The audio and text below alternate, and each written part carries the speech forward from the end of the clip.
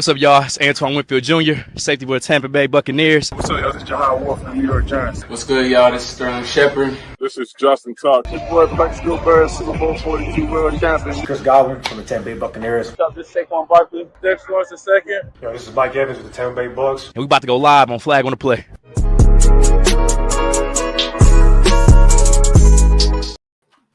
Yo, what's good, everybody? Welcome back to the episode Flag on the Play, episode 116. I'm back here with the guys, bro. How we feeling? Good. Now, about City Lamb's drops. We've had off this. He has more than 7. He gotta have I'm being for real. City Lamb drop at least 2 passes a game. I swear to God. At least 2 a game. Nigga said a little glitchy. Hold on. Chat, y'all good? Y'all straight? Y'all straight? Y'all smooth over there? Just before we even get to the City Lamb shit. This nigga talking about a little glitchy. I don't know. I think we should be straight. But the C, bro, I think the C Lamb shit, bro, I think it's because he's playing with GPS. Drops on the season, by the way. He's playing with. It's more than that, though. It's more than that. He's playing with. He's playing with George Pickens beside him, who's about to be a first-team All-Pro receiver. So it looks worse than what it is. But this has been CD though. No, I'm here. That's why I call 80 minutes. Let's talk about CD a little bit later though. Like because I want to. We can talk. Right. Because can we start off with they told me buzz down Mike. Can we start off with Shedeur? We can talk about it. Because we got 2 things talking about with the Browns. Hold on. Wait before Flame, do it again one more time as the Browns fan. Do it. But I always knew.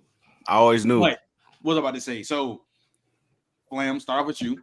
As a Browns fan, Shedeur finally got his start. Solid game. You know what I'm saying? Y'all beat the Raiders. What would you grade Shedeur's performance this week? I'll give him a C, like a 72, 71%. Absolutely. Now, the bar is so low for a Browns quarterback. The bar is in hell. The bar is in hell. The Satan's basement. That shit is low as fuck. Everybody is like, I'm not saying Shedeur is going to save this franchise. I'm not even saying he's going to be QB1 next year. All I'm saying is that he's always been better than Dylan Gabriel. Always. He does more. He's a lot more mobile. I don't know where people say that this nigga is not mobile. I don't know where they get that from. Like Colorado, he's always been outside the pocket. Yeah, like everyone's like thinking bro got to just because he's black and his dad's prime time that he got to run a 4.3. That's not what it is. What Shedeur does very well. And another thing, hold on, before I get into Shedeur real quick, Kevin Stefanski, I'm not saying he was sabotaging Shedeur because he definitely wasn't. But when did we start running Wildcat on our own 40? When did we start punting at the 29-yard line? Hold on. I'm not going to lie. I ain't going to lie. I feel like bump that, right? Because even though that was crazy, even though it was working, bump that. Because Judkins a demon. That pregame, that postgame speech, bro. Good job, Shedeur. You lame, bro. I'm sorry. I'm not too opposed about the post game. That nigga was hyped about the kicker, Trent, the punter. The punter. He punted inside the 10 5 times. Good job. Here, I'm not upset about the post game speech just because he did that. He does that. Like he doesn't really. When Dylan won against Miami, Dylan didn't get a game ball. He didn't gas Dylan up. He hyped the defense up in the takeaways. I'm not tripping off of that just because like that's who Stefanski's. He's always been a turnover, no penalties, great special teams kind of guy. So when that shit happens, he always gets more. Man, he hyped the punter up, Flam. Bro, Corey Bojorquez is cold though. I mean, special teams matter. Special teams matter. We know that special teams matter. Like 5 punts inside the 10 is cold, but that's nice. That's nice. Corey Bojorquez is cold. I just felt like how he did it, like everybody getting the praise, and then first rookie start. Nice job, Shedeur. When all the eyes on you, it's gonna get magnified. When you got Shedeur on your team, everything's gonna get magnified about times 10. But as far as Shedeur, I want to see Kevin Stefanski because this season's lost already. I want him to take train wheels off. Stop running Wildcat. You know what I'm saying? Like on our own 35, bro. Like because there was a lot of plays that he drew up that were very super safe. Like I thought he implemented that Dylan Gabriel game plan into that game, which was drags, curls, slants, comebacks. And the big plays that we did see, Shedeur had to improvise. I feel like when he improvised, he's one of the best that we've seen in a Cleveland Browns jersey. So moving forward, I just want to see Shedeur for the rest of the season. If he becomes our QB1, I'm happy because we could build. If Andrew Berry can give us a second draft like he did this year with our 2 first-round picks, I think we could be, solid team next season for sure. Early. That's my guy though. Listen, man.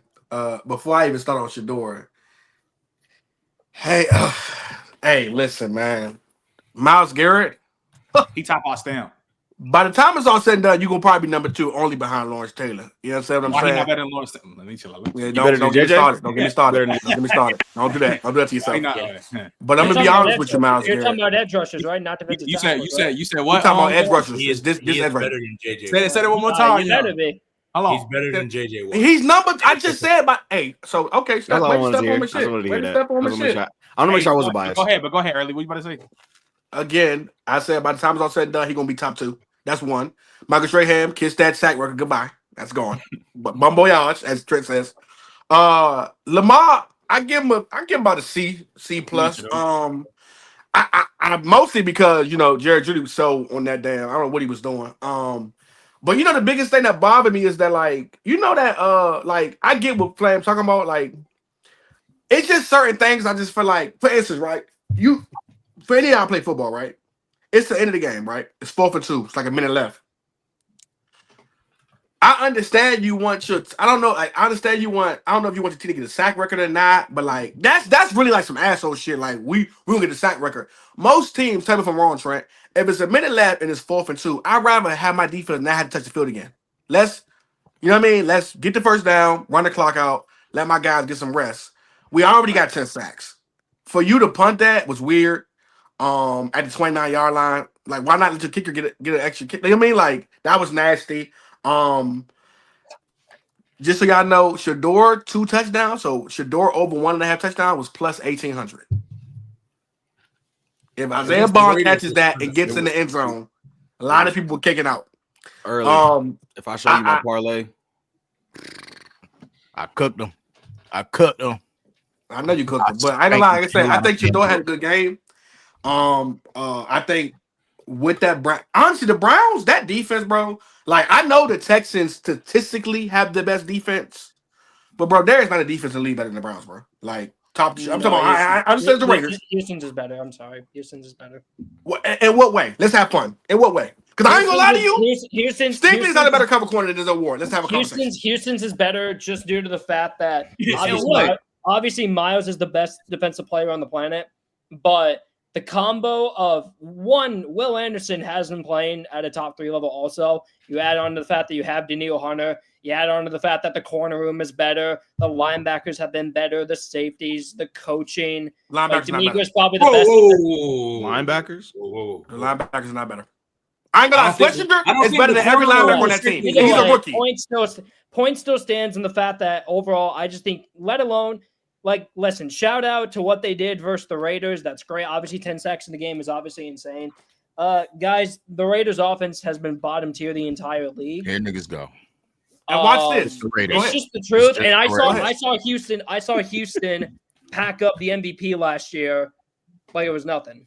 Mm-hmm. So now I'm with you, Donnie, but I also watched the Denver Broncos. Browns defense is great. It's probably, for me, I'd probably rank it 3rd. I'm not saying it's the best. And who D-line better, Donnie? Through and through, who D-line better? What do you mean? Like each team? Who has a better D-line, the Browns or the Texans? Because give me Myles Garrett over both them niggas. I ain't gonna lie to you. Give me one Myles over Daniil and Will Anderson. It's not even close. Okay, it's with a gap. Close. That's dragging. Donnie, look me in my eye. With both them niggas, it's still a gap with one person. That's not early, even close. That's fine, but we're talking about 2 top 10 edge rushers. I don't think you're understanding the value of having 2 guys on the field versus 1. I have a question. Ram, we can get it. Hold on, Early. I got you. Do you think this Will Anderson and Daniil Hunter is better than peak Aaron Donald by himself? No, he's not, and I don't think that they're necessarily. I don't think those 2 are necessarily better than Garrett. But wait, do you think that both of them are better? What I'm trying to say is at the end of the day, like those 2 combined aren't better, but I just think the presence of having 2 guys to worry about, that's why. Did you like see the Browns D-line? Like the Browns D-line as a whole. Hold on. As great as Miles is, I've been harping on Miles as the best defensive player in football since AD retired. Like at the end of the day, he's still one person. He's just one guy. I think that one person is boy. I understand that, but it's one person, and I would imagine it's much more stressful for a D line to probably be like, okay, we can double team Garrett, which we're gonna have to every play. The rest of the Browns D line is just okay. Like Mason Graham's been a bit better recently. You know, they have what's his face, the kid they drafted from Missouri a couple years ago. I'm blanking on his name, but you like guarding Danielle Hunter and Will Anderson at the same time, like that's difficult, especially when you can't double team both of them at once. That's just impossible. And he still generates more pressure than both of them. Like obviously, he still generates more pressure than both of them by himself. It's just the presence of having two guys on the field at once. I mean, the Browns defense is not better than Houston, Texas, though. It's not better than Houston's. I don't think it's not better than Seattle. It's worse than people want to say though. I agree, but I still think they got an elite D line, and their secondary is better. Like, and the linebackers, and their linebackers aren't better. And Denzel Ward is not better than Stingley. I don't know why you said that. Yeah, he better cover corner. I said better cover corner. So you think he's a better corner? No, he's a better cover corner. No, then you think he's better than Derek Stingley? Not to mention Jalen. Cover ain't being a one-on-one cover corner doesn't make you a complete corner. Like what are you talking about? We talking about, huh? What the fuck you talking about? Being a cover corner doesn't make you a better complete corner. Earlier, if we talk about being a better coverage corner, if you are a better cover corner, if you're most 99% of the time, 99%. There are more things. Hold on, there are more things that have to do with it. Like for instance, Ike Taylor was a great cover corner. Couldn't catch worth a damn. Sauce Gardner is a great cover corner. Can't catch worth like it's more. There's ball skills. Like what are we talking about? Like what there's tackling. Like there's so much that goes to being a corner. Stingley might have the best ball skills at corner in the league, and that's what I'm saying. He doesn't have better ball skills than Stingley. He's a better cover corner. He's a better corner. You have one of these a week. Like last week it was AD Mitchell. Last week it was AD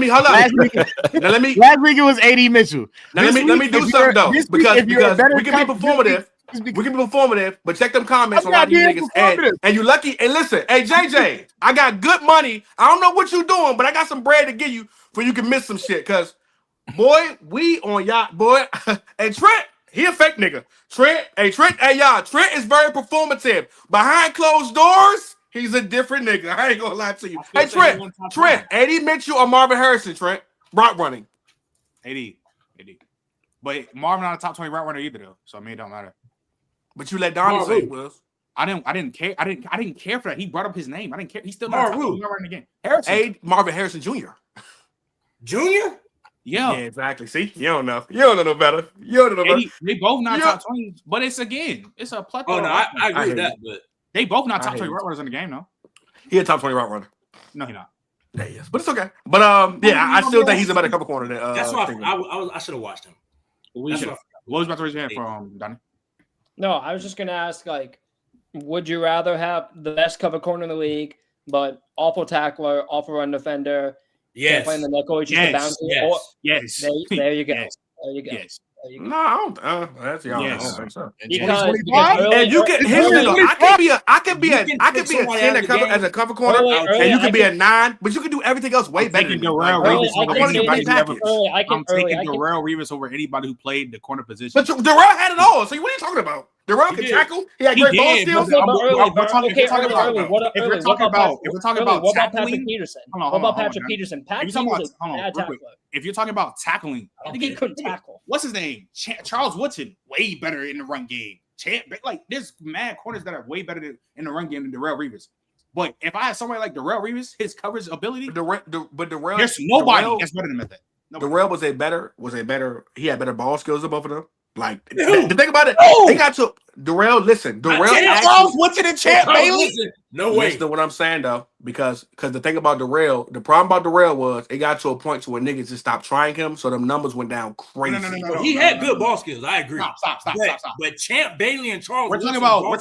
I think ball skill better than Champ, even though Champ 8 picks. But again, it got to a point where he just on Champ. Probably not Charles, because Charles was elite, and I think his ball skills were elite. Probably because both niggas play receiver, but Charles, he had great hands. That's why. But man, come get taco meet up. Champ and Charles ball skills. I'm in my house. All time at the position. So Darrell don't have all time ball skills? Not at corner, no. All All time? No, but he's still the best corner ever, though. He's got. I mean, how many niggas on the all-time list? What we talking about? You acting like it's 20 niggas up there. We're talking about Honestly, the Shermans, the number 1 and 2. Samuels of the world, the Charles Woodsons, the Champ Baileys. Like Johnson was a great fucking zone corner too, but I get you. But I agree. But Trey, how you rate Perfect Time and Shedeur Sanders' performance? I'll probably give it a C+. Like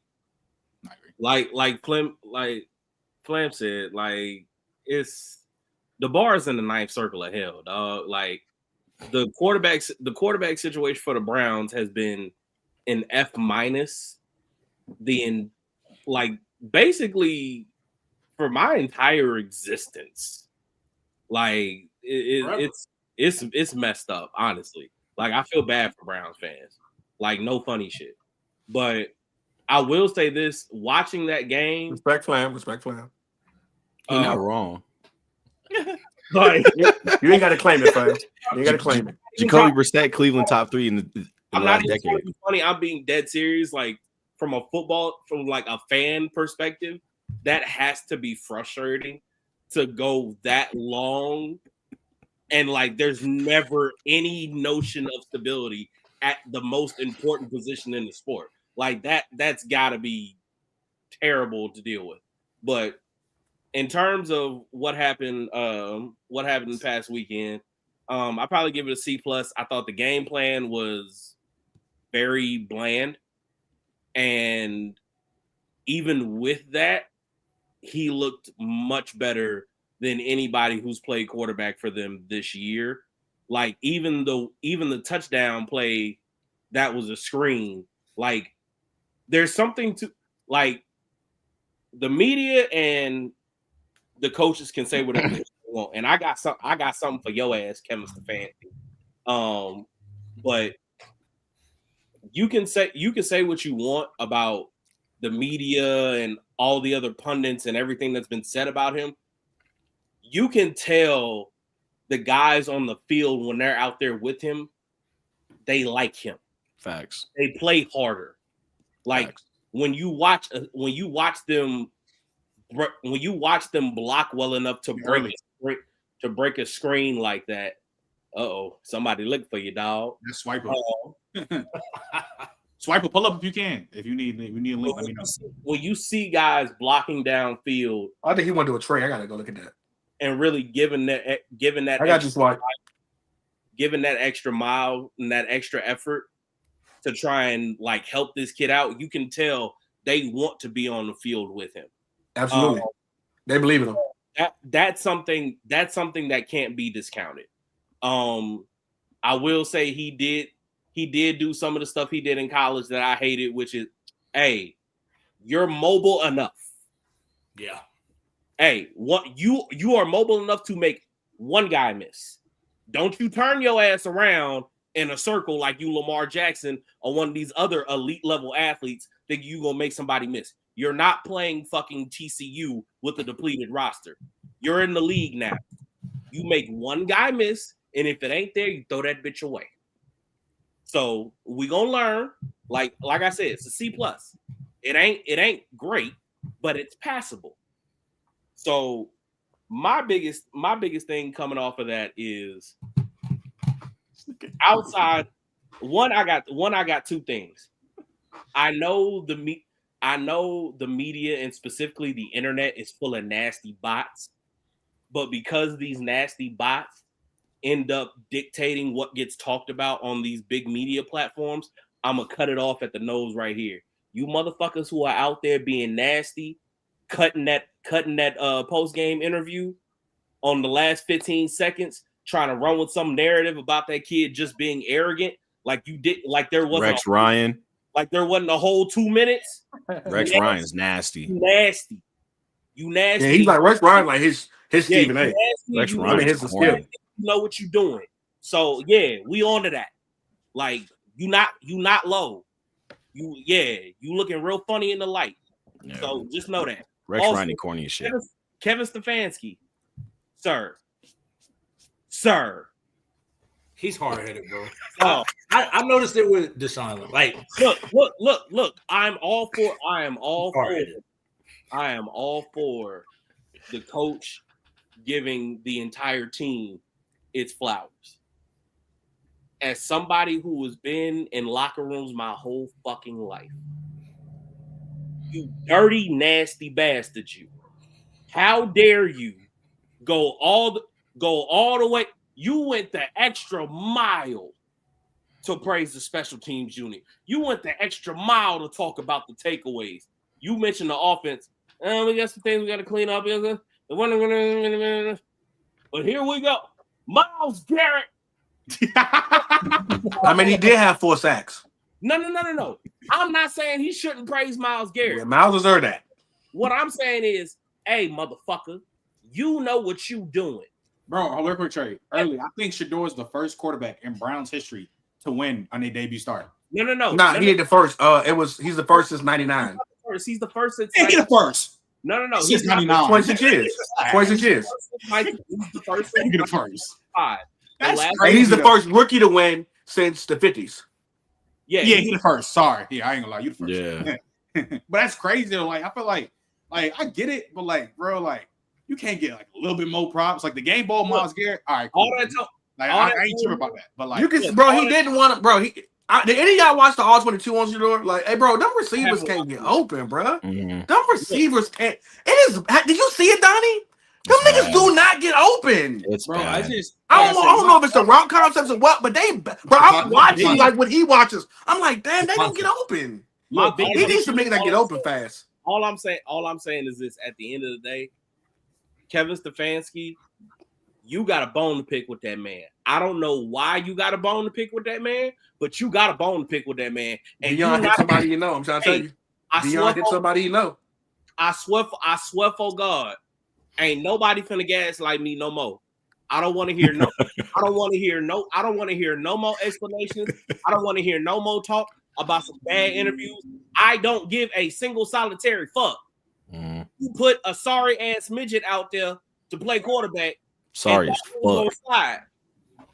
We didn't watch that boy be not shit at 5 different teams because the boy played at 4 different schools. Talk about it. Stop it. Talk about it. Hey, listen, Stefanski in the 90s came home one day to his girlfriend playing Must Be the Money. It's Deion, man. Deion did. It's something Deion did in his prime. Deion did something. He probably took his girl to the club or something happened, nigga. Oh, man. So look. So because that hate to run deep. So Young, how'd you rate your performance? Yeah, I think y'all like CC plus. Like it wasn't relative to what the rest of the league. It wasn't amazing, but I think again, when the bar's in hell, that's the best. I mean, I can't think of any quarterback performance like from a young guy. I'll say, Baker Mayfield, maybe Baker, maybe Baker. You know, that's probably the last one. That's where. Yeah, you know, like other than that, it was like a little vintage Flacco a few years. Yeah, some Flacco for a minute. But like you knew that wasn't going to be forever. Couple Jameis Winston games. Yeah, like it wasn't. Yeah. So I think he played solid. I think he has a disservice with Stefanski. Now, granted, I think Stefanski's a good coach. I just think he's hard-headed. Like, he only wants to run his style of offense. He won't adapt it. And I said this last year with Deshaun. Like, Deshaun doesn't fit the scheme Stefanski wants. And Stefanski's not really changing it to let him improvise and do what he does best. He's a very under-center throwback type of guy, and that's not Shedeur. That's not Deshaun. That's not really Dylan. Well, I think that's what Shedeur should develop into, though, just because. Yeah, but Shedeur, he's always. I'm not saying you should. He's always going to ad lib a little bit and try to make. I'm not saying you should keep him in the pocket all the time like Goff or Kirk, but I'm just saying like he's not. No, his bread and butter should be winning in the pocket, though. What's up? Shedeur's bread and butter should be winning in the pocket. That's what I'm saying. Yeah, I agree. But in order to be a pocket quarterback, you have to admit you have to have a receiver that can get open quickly. Yeah, like, well, in order to be, you want him to be a timing quarterback. Timing is about your receivers, but you have to have receivers who can get open quick. I've always said that's Jerry Jeudy's issue is he's never on the right time. As great as as far as running routes, his timing is always off, which is why you don't see that production correlate. And then he had a hands issue, but like the talent is there. It's just he's either doing too much in the route. Which that was his main issue. He does too much in the route and the throw. You think he's Jamar Chase? Like, nigga, this fun. And I'm not gonna lie, on the fumble, Jeudy always does that. Like once he's about to start getting active, he's gonna high step. It's just bad. It's He's bad. not George Pickens. George Pickens is the only nigga do that in the league right now. But I'm saying, like, he the only nigga. Judy has been doing that since he's been doing that since college, but no, high school. No, the problem, Jordan kick you in the face. The problem is when he always just do that shit at Bama, he's always by the sideline. Bro, he's still like he had like 5 yards before you even middle of the field. Middle of the field. Bro, that was pure troll. Like, nigga, Yeah, that's what I'm saying. Like, it was bad. I'm not defending. I'm just saying that, like, Judy always, before he gets active, he does a little giddy step, like getting ready to do it. He always does. He's George Pickens. That's George Pickens' move. That was a great play. Like, I don't want to take away from him. That was George Pickens' move. Let George do the hot step. Like, I'm finna hot. That's George shit because he gonna kick you in the face when he do it. Yeah, I think Shedeur play again CC plus, and I think that's great. Rookie year coming in back end of the year, like this is a great starting point. Now, if we're talking a year, 2 years down the line, and it's still CC plus, and they're getting better around him, then it's a problem. You know, if it's still trash and he's still doing this, I can live with it. But I think it's a good starting point. You know, I saw the flashes. As bad as he played when he came in relief last week, you still saw the flashes of like, okay, we can he can make plays happen. And to Trey's point, it can be you're gonna see by the time it's end of the year, he's gonna try to do something where you think he's Lamar, and it's gonna be detrimental, and they're gonna run with it. But that's just how he plays. Now, you just need to reel it in a little bit more, which I think again he's a rookie. It's gonna happen. They do stupid stuff. But yeah, I thought it was again CC plus. That's good. Game 1, I can't wait to see week 15, 16, 17. What's the progress look like? So you got to get in the end zone, Bond. You got to get in the end zone, bro. I mean, I can't to that 2-touchdown game. You got to get in the end zone, bro. I can't blame Isaiah Bond for that, bro. Like, the nigga was like right there. I can't blame him for that. But got to get in the end zone. Donnie, what would you rate Shedeur's performance? After watching the game, Donnie, now remember what they saying about you, Donnie. Don't run. Don't run. Just saying. Don't run. Nah, don't run. I just Donnie, want your you to last be name aware. Stefanski. Donnie, your last name Stefanski. Donnie, I just want you to be aware what the streets is saying. I've always been real. I've never been a hater. But the one thing I can say after watching the live game, I gave it a C-. After watching the All 22 film, I felt C+ was probably fair. I agree with Early's point, dude. That them and Buffalo might have the worst receiver core in the league. Like it sucks, man. Like it's not that they're dropping passes because they didn't have any drops that game. Well, to a certain degree, but like it's just timing always feels off. It's just they struggle to get off press. The jump ball ability for most of those guys aren't great. It's not Isaiah Bond's game. That's never been Judy's game. That's not Cedric Tillman's game at this point.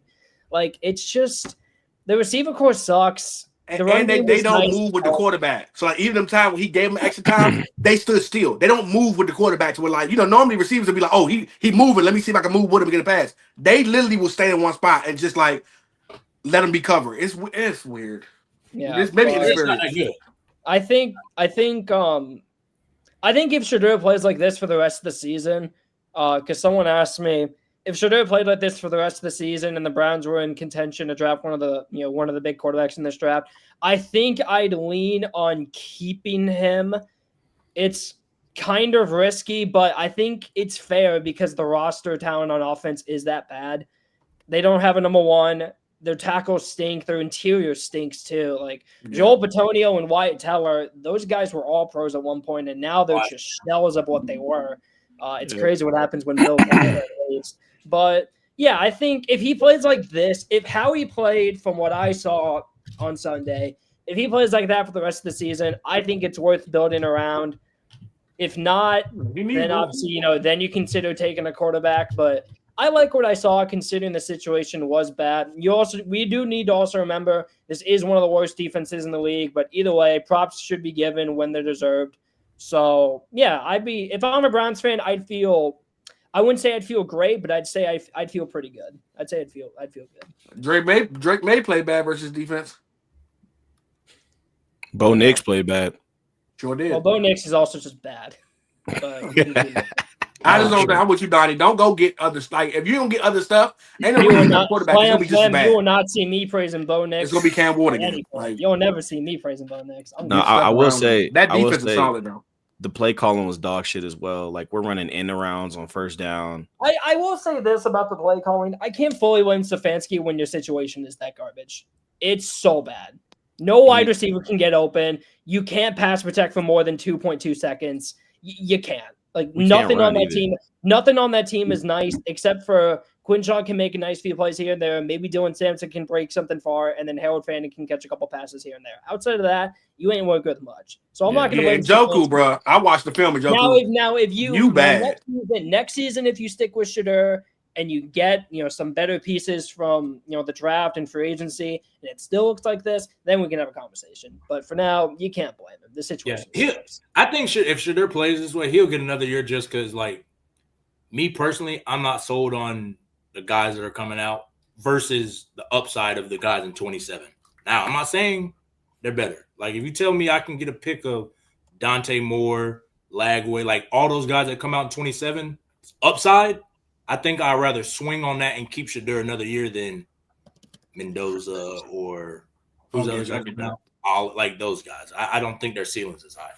So, as far as a response to like drink more water, the play calling, it's super duper reserved. Correct. Like it's like second. That's a scheme. 12. It's always been a scheme like that. Yeah, and like, but it might be also true, Flat, with Gillen Gabriel being that maybe they just was doing the same thing. Like, yeah, they haven't had a quarterback on the field a long time. It's just he's ever since he's been there is heavy run dependent, heavy play action, and if you can't get the run game going, it's very vanilla passing concept. Why are we running tosses to Max Crosby side? Someone who is notorious for shutting down toss plays on 2nd and 11. Like, poor coaching. You know what I'm saying? Like, why are we running screens with literally you don't have big receivers? Like, you don't have receivers who can block. You run screens with Isaiah Bond at 84. Them niggas are small. What are we doing? They're small. Greg Larva drain, bro. Like, come on, dog. That's what I mean when the play calling shit. Kobe, how'd you feel about your performance before we move on? Hey, man. It was great to see him go out there and get a win, man. It wasn't the most elite performance or nothing like that. It's just good to see the kid go out. It was good to see the kid go out there and win, man. That's all. I'm just glad he ain't play like shit, bro. That's all I'm. No, literally, like that's all. That's like it ain't nothing to be. It ain't nothing to be like Odie excited about. But I'm glad he ain't go out there and stink it up. That's all. That 50-yard bomb, nigga. That got me out my seat. I ain't gonna lie to you. No, I definitely wasn't watching. But when it came across my phone, I jumped up, man. Max Crosby in his chin too. Yeah. He's tough. Hey, Shedeur. It's one thing I will say. He can take some licks and get up and start throwing, and he keeps throwing. He does do that. He gonna deliver a laser too. Yeah. This goes back to what people that support Shedeur has been saying. This situation is perfect for him because these are the situations he's been playing in his whole entire life anyway. His dad prepared him to go and play for the Cleveland Browns. That's exactly what his dad did. Nigga, Tegan, don't run. Fuck, nigga, don't run, Tegan. Tegan, don't run. I wouldn't even say Kobe. I wouldn't even say just the Browns. I think his father prepared him to understand. What Deion did was Deion prepared your daughter to know that, hey, my boy, because again, we're thinking you're going to be a first round pick. Now, if I said if you're a top 10 pick, which we all thought you were going to be, you're not going to go to a team that's pretty complete. You're going to go to a team like Tennessee where Cam Walker got to go to. Trash anyway. Where he teached them was like, yo, look, it's hard here, but it's gonna be hard wherever you go. So get used to not going somewhere and a line just blocking. Get used to not going somewhere and just having the greatest things around you. And you can see he's prepared for that. Like you know what I'm saying? I'm down. That's what I was trying to get at. Like I think a lot of people think he's gonna be fazed by this, and I don't think he is because this is literally what he's been playing behind. We didn't see him play behind the worst college football offensive line. Like we didn't see him do all of these things for so long that it's like I don't know why anybody would be surprised if he succeeds. And but by what succeeds means, I'm not sure, but I wouldn't be surprised if he makes this thing kind of look not effort per se, but just like he's been doing the rest of his life. Kobe, would you say you would rather have not rather have, but like would you say that like when you're looking at a quarterback who had to deal with adversity in college but still put up numbers, do you trust that more than like a quarterback who had everything around him? So now you go to a situation where it might not be as good, and now you kind of like you look bad. Bryce Young, what you think? Like, would you rather a quarterback have to go through ups and downs and have a guy who had everything around him? So now when things are tough, he don't show up. Bryce Young, you know what I mean? What you think? Bryce had everything around him in 2022. I would take Bryce Young personally. It wasn't a good season though. He didn't have a good season in 2022. Think there are the year after they lost the chip, right? The year after he won the Heisman. Bryce Young didn't have a good season in 2022? The season was decent, but we talking about coming off the Heisman. Wasn't decent. He had a coming off the Heisman season. It was nowhere near that. Well, that's because he lost Jameson Williams and John Mitchell. You said exactly. That's what I'm saying. It was still great. He played great, but he still had a great season though. So that doesn't that analogy you sent that doesn't feel me. That don't correlate. Yo, and it was him and Jahmyr Gibbs working magic, and that's about it. And they were cooking. Okay, you got to correlate. And that O-line wasn't very good either. His main weapon was Jahmyr Gibbs. So yeah, don't. I'm not gonna lie. Bryce Young was the Alabama quarterback that I thought was gonna work out because I agree. But Young, how was that O-line, Young? They weren't good at Alabama. No, his final year that was the worst Bama O-line I've seen in a long time. They weren't. But early, I know it was. Early, he still played great. So that doesn't correlate though. That's why I was like, y'all putting a lot of that great shit. I just think he played good. But I'm saying that was the first time I seen a Bama quarterback not have a super team around him and still perform. All the other ones were garbage without a super team. He's the only one that I've seen in the modern era do it. So I was like, oh, he might have something. And I still think he might have a little something to him. Man, I just don't think it's gonna be in Carolina. I'm just getting tired of the inconsistency. No, but don't blame us though. Don't blame us. No, I'm not saying it's y'all's fault. I'm just saying it just might not work there. That's all it is. This nigga, him and Hurdy was having an ass off, man. Him and Purdy was killing me, man. He's ass, young. He's ass. Of course. I'm not saying that. It's no different. Right, you done. This is why I say I'm saying you done. Trent. I was just like this with Baker Mayfield. I was off of him because I'm like, this is horrible. And now I see if you put Baker in a situation that he can actually thrive, just let him do what he does. He can be a good quarterback. Now, I'm not saying that that's everybody. I'm just saying he can be I've seen guys do it. He need Jalen Hurts team. What's wrong with that? He might need it, or he might. Just Bryce new middle name is Abi Dhabi, my nigga. Bryce Abi Dhabi Young. That nigga's a terrorist, look, bro. Really, this is what I will say. As bad as Bryce plays, he still shows throws and ability where I'm like, okay. You can make some good throws. Now, the consistency is the problem, like you said. No, DJ Cutler. Jesus Christ, man. I don't want to hear that no more, Young. I don't want to hear you have a good game, you don't have a good game. You have a good game, you don't have a good game. Early, what you don't understand, that's after you get from the top 6 quarterbacks, that's most of the guys in the league. No, it's not. Yes, no, it's not. Run them off. You're nasty. You're nasty. You're nasty. That nigga. Dak is not a top 6 quarterback. Young. Do we think Baker? Hold on, time out. Is Baker Mayfield a good quarterback? We all think that, right? He is. How has his play been this season? Trent, please, Trent. No. Trent. How's his play? Trent. He was in the like when he was winning these games, a lot of them he was going crazy. And that was and what's how the whole season now when it's starting right as of right now it's been up and down. Okay, so but is the running game not there? Is the old line performing poorly? Is the receivers in out the lineup? The thing I'm saying, no, you can't do that the early because we've been that's Bryce Young. You're just saying the same thing. No. Bryce Young went out there a week ago. Bryce Young. It's not even that it was Bryce Young. Even like Twin went out there a week ago and broke the franchise passing record against a top 10 defense in the league to come out the next week and not even throw for 150 yards. What are we talking about? Inconsistency against a worse pass defense. Inconsistency is an understatement for what this is. That's not even inconsistency no more. We need a bigger word for this with more letters in it. What's the word? I'm not sure. I'm not sure. That is my terrorism. Terrorism. Bombs over Baghdad, my man. There are guys in this league. If Bryce Young went to the airport, they would take that nigga to back in TSA. Hey, come with me, Bryce. Come with me, because you got bombs on you, nigga. Come with me. Come on, man. Hey, fool, this nigga early stupid. But that's what I'm saying. Like, guys play inconsistent. That's a major issue with a lot of these quarterbacks. No. Now, I'm not saying it's to Bryce Young's level. That's not what I'm saying. I'm just saying y'all are saying y'all need more consistency. Most of these guys are not. Patrick Mahomes, he's not really consistent as the last few years he's been playing. Josh Allen As great as he is. But young, you are. Niggas trying to compare Bryson to You Patrick know what you just did, though? You know what you just did? You know what you just did? Disingenuous. You know what you just did, Young? Here's the problem. Here's the problem. Hold on, Cubby, hold on. Okay, my fault. Go ahead. Because we basically about to say the same thing. You are being hella disingenuous. Because even though Mahomes and Josh Allen, like, yeah, there be games where like they up and down. For majority of the season, they are up.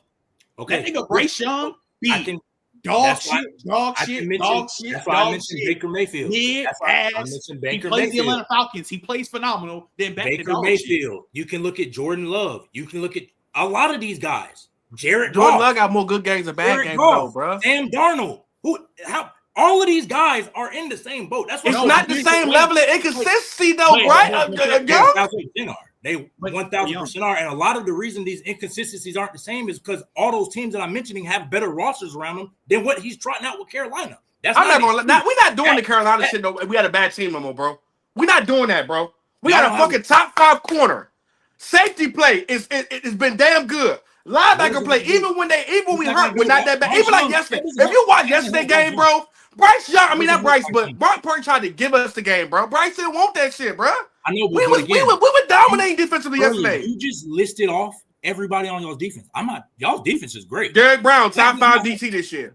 I agree, but that doesn't help Bryce Young play better. Number 1 receiving rookie this year. Top 5 performing back this year, 2-way back this year. Like, bro, he got a lot more than other niggas got, and he don't be doing that. You know what? I get it. What guys? Tell me. I just got it. Who are they? Your last name is Young. Are you a relative? Who are they? Are you a sneaky relative? Nah. His last name not Young. Oh boy. But anyway, who are early? You just said he has a lot more than his last name is Young.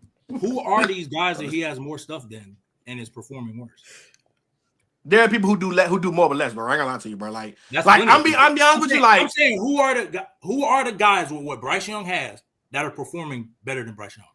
I'm be honest with you. I think when I'm looking at the team that we have right now, especially like I'll go as a whole. We talking about running game, O-line, all that. I think offensively, minus Nico Collins, I think literally C.J. Stroud has to deal with less. C.J. Stroud is way better than Bryce Young. I agree. You just said name somebody who got a worse situation than him. But early, you're talking about again. You're trying to tell me not to compare him to guys that are way above him, and you're sitting here comparing them to guys who are franchise, no doubt quarterbacks. Is C.J. Stroud a top 6 quarterback? What? Is C.J. Stroud a top 6 quarterback? What? At his best? Is he a top 6 quarterback? In that tier, yes. You literally just said that other than the top 6 quarterbacks, everybody else is hella inconsistent. That tier of I can be a top 6 quarterback at my best. C.J. Stroud is 1,000%. Bro, that 6 through 10 is nowhere near Bryce, bro. That Jared Goff, that Baker Mayfield, they're nowhere near Bryce, bro. They clear that nigga, bro. Look who Jared Goff has. Look who Baker Mayfield, besides look who they're playing with. That is my point. Bryce Young has never thrown to Mike Evans. Bryce Young has never thrown to Chris Godwin. Bryce Young just got a really good receiver. Y'all talking about terrorism, Bryce? Did we not know who Xavier Legette was last year? I'm here. But has he what Wash Adam Thielen was doing? And we gotta be fair though, Young. When you look at this team Bryce got, this is nowhere near bad. Bro, I watch every game, bro. This is nowhere near a bad team. I can name games when he should have won. He just didn't perform, bro. What Bryce we can easily be like 8-3. Bro, if we're being honest, when C.J. Stroud has had what Bryce Young has, he's looked pretty trash besides half of the first year. What do we think Bryce Young has, fellas, as a collective? We think he got a bad team now this year? I mean, they are all right. I think it's good. The O-line. It's enough for you to not look like ass. Thank you, Trent. I'm not disagreeing. Did I ever say that? No, you didn't disagree with that. I didn't. But I feel like you're not admitting to the inconsistency. I literally said he's inconsistent. Y'all have a problem. I'm saying that's a lot of guys in the league, and I'm saying what are the guys with the exact roster situation is not doing what Bryce Young's doing? You mentioned C.J. Stroud. He's literally inconsistent. Yeah. But is it Bryce Young? See, it's levels of inconsistency though. The Bryce Young's level of inconsistency. I mean, there's okay, nothing if I like want to that. be fair, before he got hurt early, you was saying on press box, you might need to start having some conversation about CJ Stroud because he wasn't playing well at all. Absolutely. I just named the quarterback. Even with how bad I told you, there's been times where, and again, I also talk about this on PC. I give CJ Stroud a little bit of leniency only because I got to factor in the fact that his O-line been so bad the last 2 years that there are times where I think sometimes CJ, because the pressure becomes so much that he kind of makes bad passes off just the anticipation being bad. And even when he got time, I realize he got time because the time is so bad.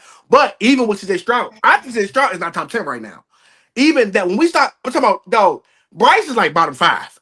When Young says after the top 6, like, hey, bro, that's 6 to 15, bro, it's nowhere near how bad Bryce Young has been. Bro, Bryce plays. It's like 1 minute he got his confidence, next minute he's terrified. It's just weird, bro. Even like yesterday, we could have beat them, bro. They wanted us to beat them. 1,000%. Twice we got a pick in the end zone. Motherfucking Chase got a pick inside the 50. JC got a pick inside the 50 2 times. Did nothing with it. That was a terrible pick. Did nothing with it. But early. That's my point. Like, you see Bryce Young just last week. It's like, why is it that you can go for 450 against an elite, at least they say an elite defense, elite pass rush? Because he lost to Georgia. That's why. And we've been up with Georgia every since. It could be that. I don't know. It could be. But look, nobody's just doing that, though. So let's move it on. Let's move on. So now we can talk about the CeeDee Lamb shit early. What you want to get off? You go ahead. What you want to get? He ain't number one over there. It's George Pickens. And please, Dak, when you're in crunch moments, pass the ball to George Pickens. Please. That's what I'm saying. Please. George Pickens is reliable. CD, I don't know what. Maybe you want some Diddy Baby Oil shit, because I don't know what's up with your hands lately, bro. Maybe you've been extra freaked out and your hands just extra slippery. Maybe you go to a movie before every game. A lot of movies been coming out. You might have seen Sinners. You know what I'm saying? Like, a lot of movies been coming out. But my man, you've been on bullshit for about 5 weeks now, and it's getting out of hand. Okay. And we want a nigga to drop passes. We might as well get Eddie Mitchell, who's the poor man's version of you. Just catch the ball, man. That's all. Again, we still know CD is CD. Hey, what's but up? I ain't gonna lie, he dropping. Them hands matter, bro. You said what? You said what's what? Up, what's up with this AD Mitchell? Nah, it was last week. I had a conversation. I forgot how. It's crazy. So ironic. We were talking. AD's not here. I need my partner. We were talking about GP, and then every time we talk about George Pickens, it always translates to a all-time receiver or something. Either way, nigga early came out of his mouth. He said that he thought he's a top 10 to 15 route runner in the game. I said fuck no.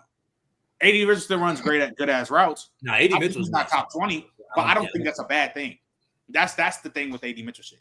There's the problem with we watched the film on him though. It's very elite. Hang on, AD Mitchell creates 3 to 5 yards of separation every time, bro. It's bro. Yeah, so do Darian Mooney. Yeah, it's Darian Mooney's not better about running AD Mitchell, but it's just there's guys that are better that might not necessarily be better receivers. He just can't catch. Shit. Talking about routes, shit. There's guys that probably run better routes that are not better receivers than AD Mitchell. Yeah. Well, you can't be a receiver. You can't catch. You have to receive, so it's up all the time. CeeDee Lamb, that's the difference. But yeah, to go back to the CeeDee Lamb shit though, I think that CD's drops. Yeah, you funny. You funny as fuck. But I think what makes this shit look worse on CD's part is that even though it's like I'm serious, this has been CD's thing. CD since 2020 to now has had 8+ drops every year. I think you can literally just look that up. He's had 8+ drops. I'll look it up. Since he's been bad this year though. But I'm saying what makes it look worse is that you got a receiver on the next side. He might be the best hands in the league. Who's about to have everything. He's about to be a first team All Pro, and he got top 2 hands in the league. So now it just looked bad on your part. I like CeeDee Lamb's top 5 yak in the league, top 5 red zone threat. George P. top 5 yak in the league. No. Statistically, George Pickens is top 5 in everything in the league right now. I just want to say here, me and Young been here since day one. We been here since day one about GP. I've been a GP fan. Nah, I was getting nigga Don. All these niggas talking about Jalen Waddle better than I've been in the gut with you. I ain't gonna lie too, because somebody in the chat said for a 6'3" guy. I ain't gonna lie, y'all be liking niggas who got yak but don't get nowhere. Like Zay Flowers, them niggas who just be juking left and right. I ain't gonna lie, you try.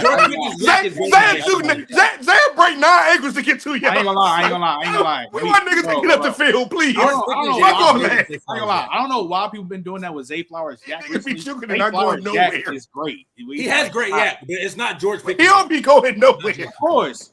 Nigga say Zay Flowers is slow. I gotta see that nigga get hulked like 4-5 times this year. I'm just saying. Hey, George catch that inside. Boy, George going to the cribbo. It's nasty that people are calling Zay Flowers slow. But there's a real argument for it. Like folks is really like creating highlights of Zay Flowers getting hulked this year. It's hilarious. It's hilarious. But like what I was saying with the CD, Toby, he be juking to go nowhere. I think the CD shit is like James Harden drops are bad, but this has always been CD Lamb though. Like this has always been. Like you got to think he's having all these drops, and Kobe, he was placed on IR, right? Who? CD when he got hurt versus Chicago. Yeah, he missed 4. He missed like 4 games. Yeah. He's probably still going to finish the year like a 1,200, 1,300 yards. I'll tell you what, Miss FOMO and see what's going to happen to you. Miss FOMO, and when you get to your locker room, you're going to have number 8. Because George Pickens will be wearing 88. It don't matter. He can't get number 8. Not in Dallas, he can't.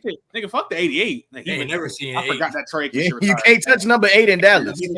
I'm saying, though, this has always been CeeDee Lamb's thing. Like, literally since since he's been in the league to now, he's had 8+ drops in the league. So I mean, I'm not really like it just look bad when you got George Pickens doing this right now. It's the problem. The problem with it is like a guy like CD, like we overlook Tyreek Hill because he has a drop issue too. But when you're providing the explosive plays every game and like the threat, you're like, I can deal with these drops because if you can give me these home run plays, I'll take it. CD hasn't given it, not because he can't, but because the guy that's really doing it now is George Pickens. That makes it look even like it's like this is our most. He looks more explosive than CD. He's bigger than CD. He is vertically more explosive than CD, and he's got great elite yak. He looks like a better player than CD Lamb right now. He's not, but he's looking not. Like it right now. Well, he looks like it. For sure. Whereas like Rico had bad drops, and I remember watching him, but like Waddle couldn't outshine Reek because Reek was still a demon. That's where it's like I see why Early's saying Pickens is the number one, things like that. And them targets keep going up young, and Dak keep throwing to him more. And conversation Dak started to look that way a little bit more. Look, I'm gonna say this: if you go down this hill, you're gonna die on the bad one with the Rams. That's the only thing because Matthew Stafford likes some Devontae Adams. That's all I'm gonna say. Yeah, in the red zone, respectfully, he's still one of the red zone receivers. He loves Puka everywhere. Like early. I watched. Look at the targets. Early. I watched his tape today. You see my name. Still, that guy is. He's still that guy. Oh, listen, that release. Oh my God, it's a thing of beauty. It's a thing of beauty. Oh my God, it's a thing of beauty. Now he has some drop problems too, but he also is still catching some. I was about to say, boy, never drop. He's catching stupid. These niggas love to get over the drop passes. The drop problem got a lot better in 2019. He's getting better. Like I think a lot of the drops early were because of just him and Stafford were on the wrong page. But back to GP. So Kobe, I'm gonna start with you, obviously, because you know you the Cowboys fan. You knew you was. I wish MJ was on here, but he gonna be on here probably next week. We gonna have a big ass show next week. Hurts talk, yeah, let's go. We gonna no. Now it's no. We know it's no.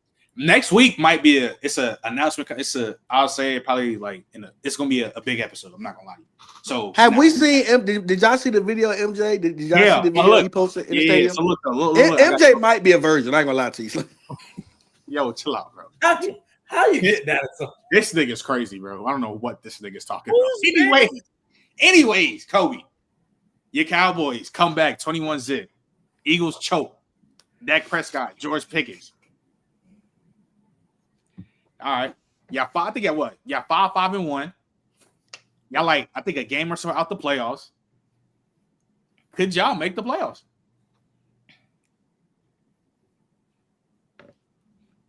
If we beat the Chiefs this week, we're going to the playoffs. I agree. Yeah, I might agree with that. I agree. I'll say that. Listen, I'm not going to say we're going to the playoffs right now. because listen, I know what everybody's saying about Patrick Mahomes this year. That's still Patrick Mahomes. You still got to go out. You still have to go out and beat Patrick Mahomes at the end of the day. Therefore, if we go out and beat Patrick Mahomes on a 3-4 days rest in Dallas come Thanksgiving, we going to the playoffs. If we don't, it all goes down all goes downhill like a sled from here. So right. So now, how you feel about your defense, Kobe?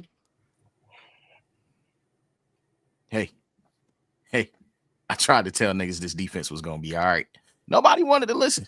Matter of fact, no. I want to hear. I wanted the Raiders game was an anomaly. I said that. I want. Where that weak ass Philly fan that be talking to me every week the whole episode? He don't talk to nobody else on this. You talking about Eagle Nation? Yes. Hey, listen, another version. You don't add nobody else on here except for me. He just talked to me the whole episode. I promise you, he pulls up on this joint for 2.5 hours every Wednesday to talk to Kobe Scales Media. Where is he at?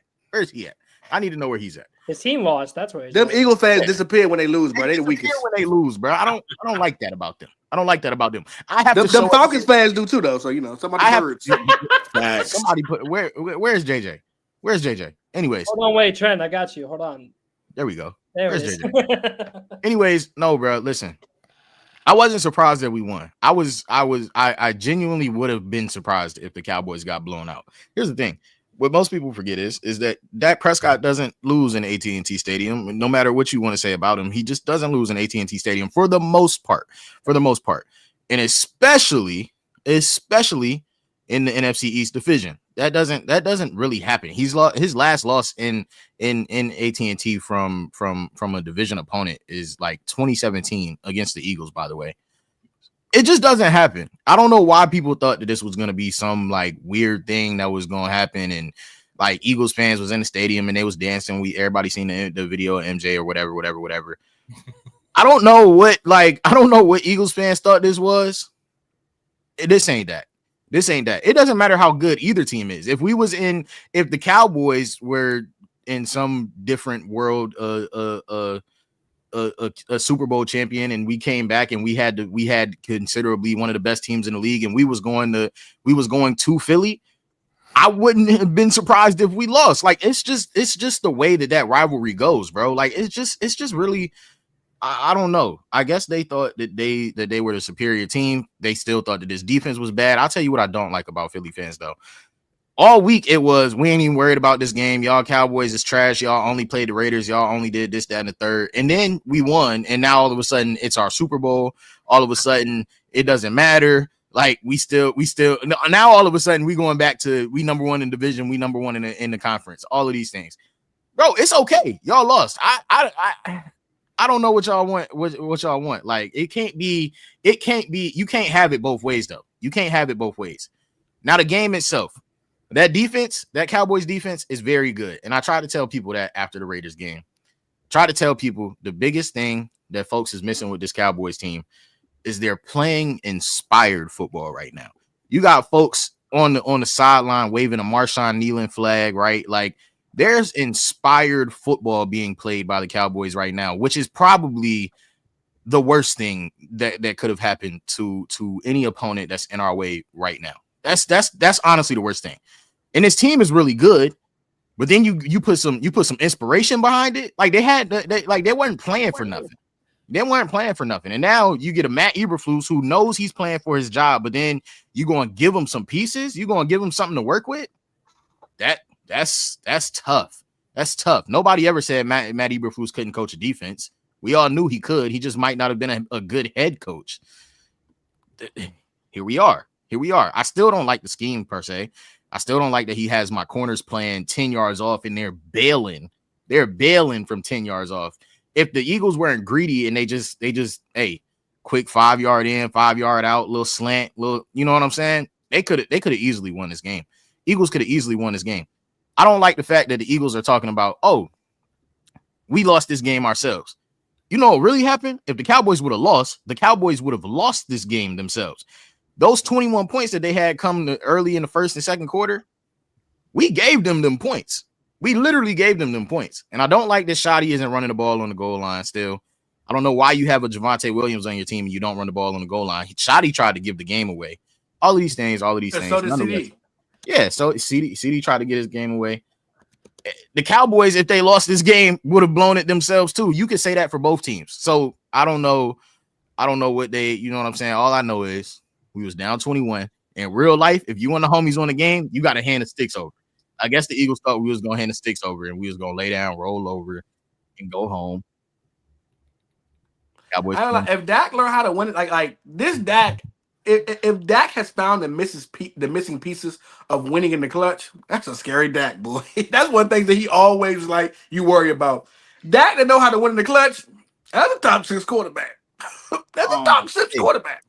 Trey, as a Dak Prescott hater for life. Oh, Trey. Like, how you feel about these Cowboys? He doesn't hate him. He's just Trey literally hates Dak. He doesn't hate him.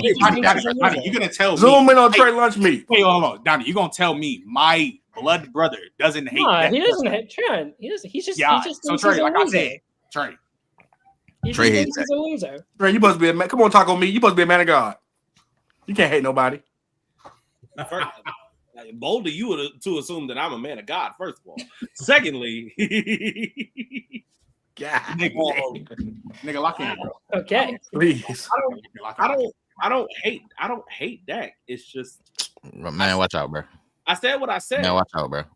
Hey, I said what I said. Man, watch out, bro. He's a loser. Watch out, bro. What you not in the mood. I'm not in the mood today. Hey, I'm talking with everybody. Matter of fact, I'm letting you know, Trent, I'm letting you know right now. You can go down the line. I'm responding to everybody. I'm not arguing with everybody. I'm letting you know right now. I'm responding to everybody. Trey, go ahead. I said what I said. Now, the game. I think the bigger conversation that needs to be had is, hey, Eagles. No, talk to me about the Cowboys. No. Shout out to the Cowboys for finishing. Shout out to y'all. Like, hey, I call Dak a loser all the time. Shout out to you.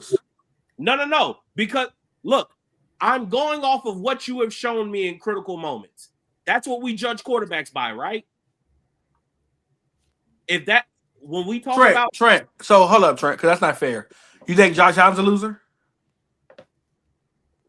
Josh Allen has made multiple AFC title games. I think he got a little bit of that shit in him. Lamar Jackson? Yeah, at this point, it's about to get there. I wouldn't call them losers. Hey, Peyton Manning was called a loser until he started winning. Peyton Manning, no. Let's Peyton Manning got 2 of the worst Super Bowl runs I've ever seen in my life. I'm about to say, hey, let's make this terrible in the playoffs. Let's make this abundantly clear. Peyton Manning, literally, for his entire college career and his pro career, for the most part, when he was in critical situations, did not play well. Nope. When he was in college, he never beat, like, for all of his accolades he had in college, he never beat Steve Spurrier's Florida teams. That was the biggest mark on his college career. And a second in the Heisman too. Yep. Then he gets to the league. Then he gets to the league and can't beat Brady.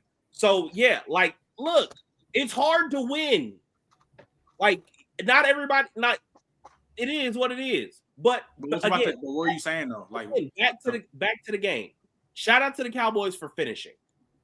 Like, for all of my criticisms of Dak, you showed up.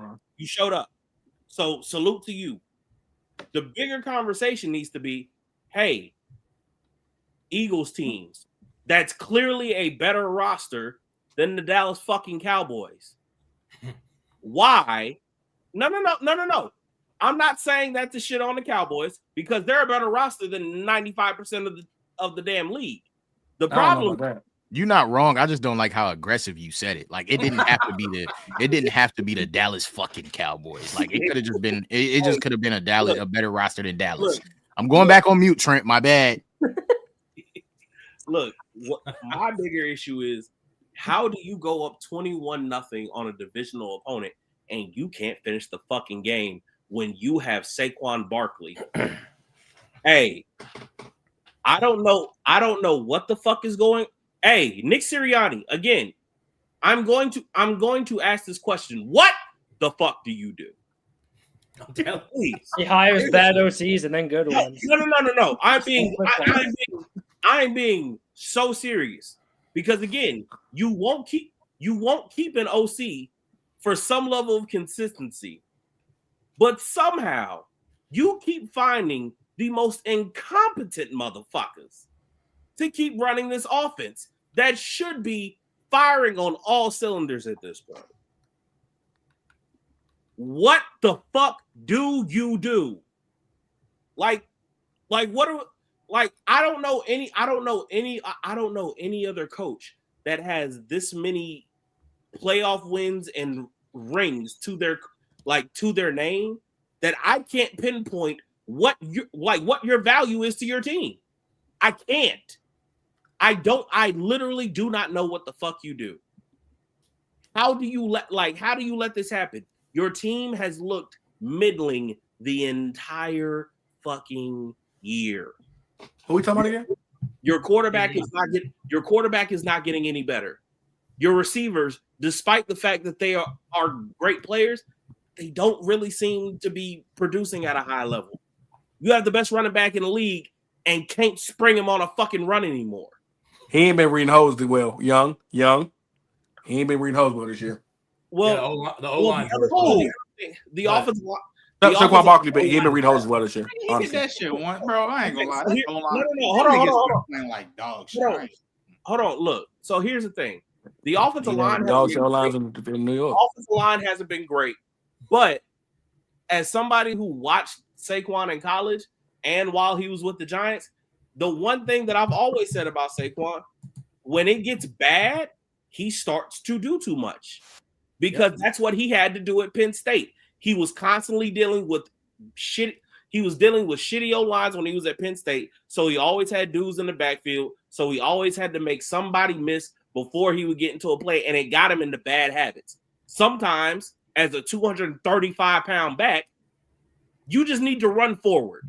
You don't need to juke anybody. You don't need sometimes you need to run ahead, get 3 yards, and fucking leave it there. But damn power you got. At the end of the day, this has more to do with the Eagles not being able to finish than anything with the Cowboys. Whatever they're sorting out is whatever they're going to sort out, right? Like if they beat the Chiefs next week, I guess we'll revisit this. But the bigger issue is the Eagles have looked like shit all year. There's no excuse for you to look like shit all year with this roster. I'm sorry. It just isn't. How many rushes y'all Saquon got this year? Like 600. Still? I just want to know, Trey, if we'd have asked you if you was here last Wednesday and somebody would have said the Cowboys is going to beat the Eagles, would you have said they would? I would have said there was a chance because again I'm tired, but this is what I'm saying. I'm not even trying to argue about it. What I'm saying is nobody had us winning. So why after we win? Why not literally nobody? But what I'm saying is why after we win does all of a sudden now we got to talk about how bad the Eagles actually are. They number one in the league. They was the number one team in the league. They was number one. They was number one in all of these things. Now all of a sudden the Cowboys win. Kobe, I want my respect. Kobe, you know why? Niggas selling a 21-0 lead is disgraceful. Hold on, wait. I'm gonna just say this. One, that's the thing. But what about when the Rams gave up a damn near 21 lead and they won that game? And that was disgraceful. Hold on, wait. Rams they choked the game away. That's disgraceful. Let me answer, Kobe. One, speaking for me personally, I get it. I fuck with you, but I ain't never gonna believe in your team. Just know that. So, just off GP, I'm never believing in y'all because y'all haven't given me a reason to. No, that's real. So that's the first thing. But what I will say is, one, it's a divisional game. As somebody who spent a lot of time watching NFC East football, I know that shit can get real wonky sometimes. So I get it. But also, again, the Eagles have played like shit all year. Despite the fact that is probably still, from top to bottom, a top 5 roster, if not the best roster or whatever in the league, you're playing like shit. every week. It's not like you are underperforming every single week. So if you would have asked me last week, hey, do you think Cowboys win? Probably not, but there's a chance. Like they're not playing invincible. Like if they were playing up to like their actual talent, I'd be like, no, y'all getting punched in the fucking mouth. What you talking about? Move on. Like, no, silly. But I would say that about most of the teams that they will play. Because on paper, it should be, oh, yeah, no, punch them niggas in the mouth. Move that around. Like, they're playing like mid. It's not good. And somebody needs to fix it real fucking fast. So real quick, we got 110 people in here. Make sure you new here, like, sub. You know what I'm saying? But, Young, how you feeling about these Cowboys? You think they can make playoffs? Yeah, I think, to be honest, I think Kobe hit on the head. Depends on what they do this Thursday. They beat KC. I think they have a good shot. They lose, it's probably over. Like that, I think that's just how it's gonna shake out. But I mean, they're playing well. I think the addition of Quinnen Williams helped significantly in Logan Wilson, just because Quinnen is a true 1D tackle. So now Kenny Clark isn't taking that role. He can ball a little bit. And then people talking about Overshawn coming back. Like, I think they're playing good. I don't think they're playing amazing defense. He's a damn good tackler. Damn good tackler over 50. The thing is, I don't think they have to play great defense because the offense is elite when they're clicking. And I think you saw it. The first half, the offense wasn't clicking like that, and they were kind of blowing it. Second half, them boys were going crazy. And I think that's going to be their formula is outscore, get a couple of stops, and just let GP, let CD, let Javonte cook, and let that cook. You know, I think that's the formula they got to go. I don't think they're going to be able to do what Philly does and have a trash offense and just lean on the defense till Hurts decides to make plays or Saquon makes a play. They can't win like that. They got to win. Offense got to be potent, and that can get you to the playoffs. So is it possible? Yeah. I'll feel a lot more comfortable with a real assessment after this week because, again, I think this is going to be like it's not like they're 6-3. You know, they're 5-5 and 1. Don't want to take away y'all's tie. But 5 and 6 and 1 is hard in the NFC when you have like even Chicago. I don't think they're playing great, but they have 8 wins already. We all know what Detroit is. You know what I'm saying? Like 3 of them might get in just off the hoof of how good those rosters are.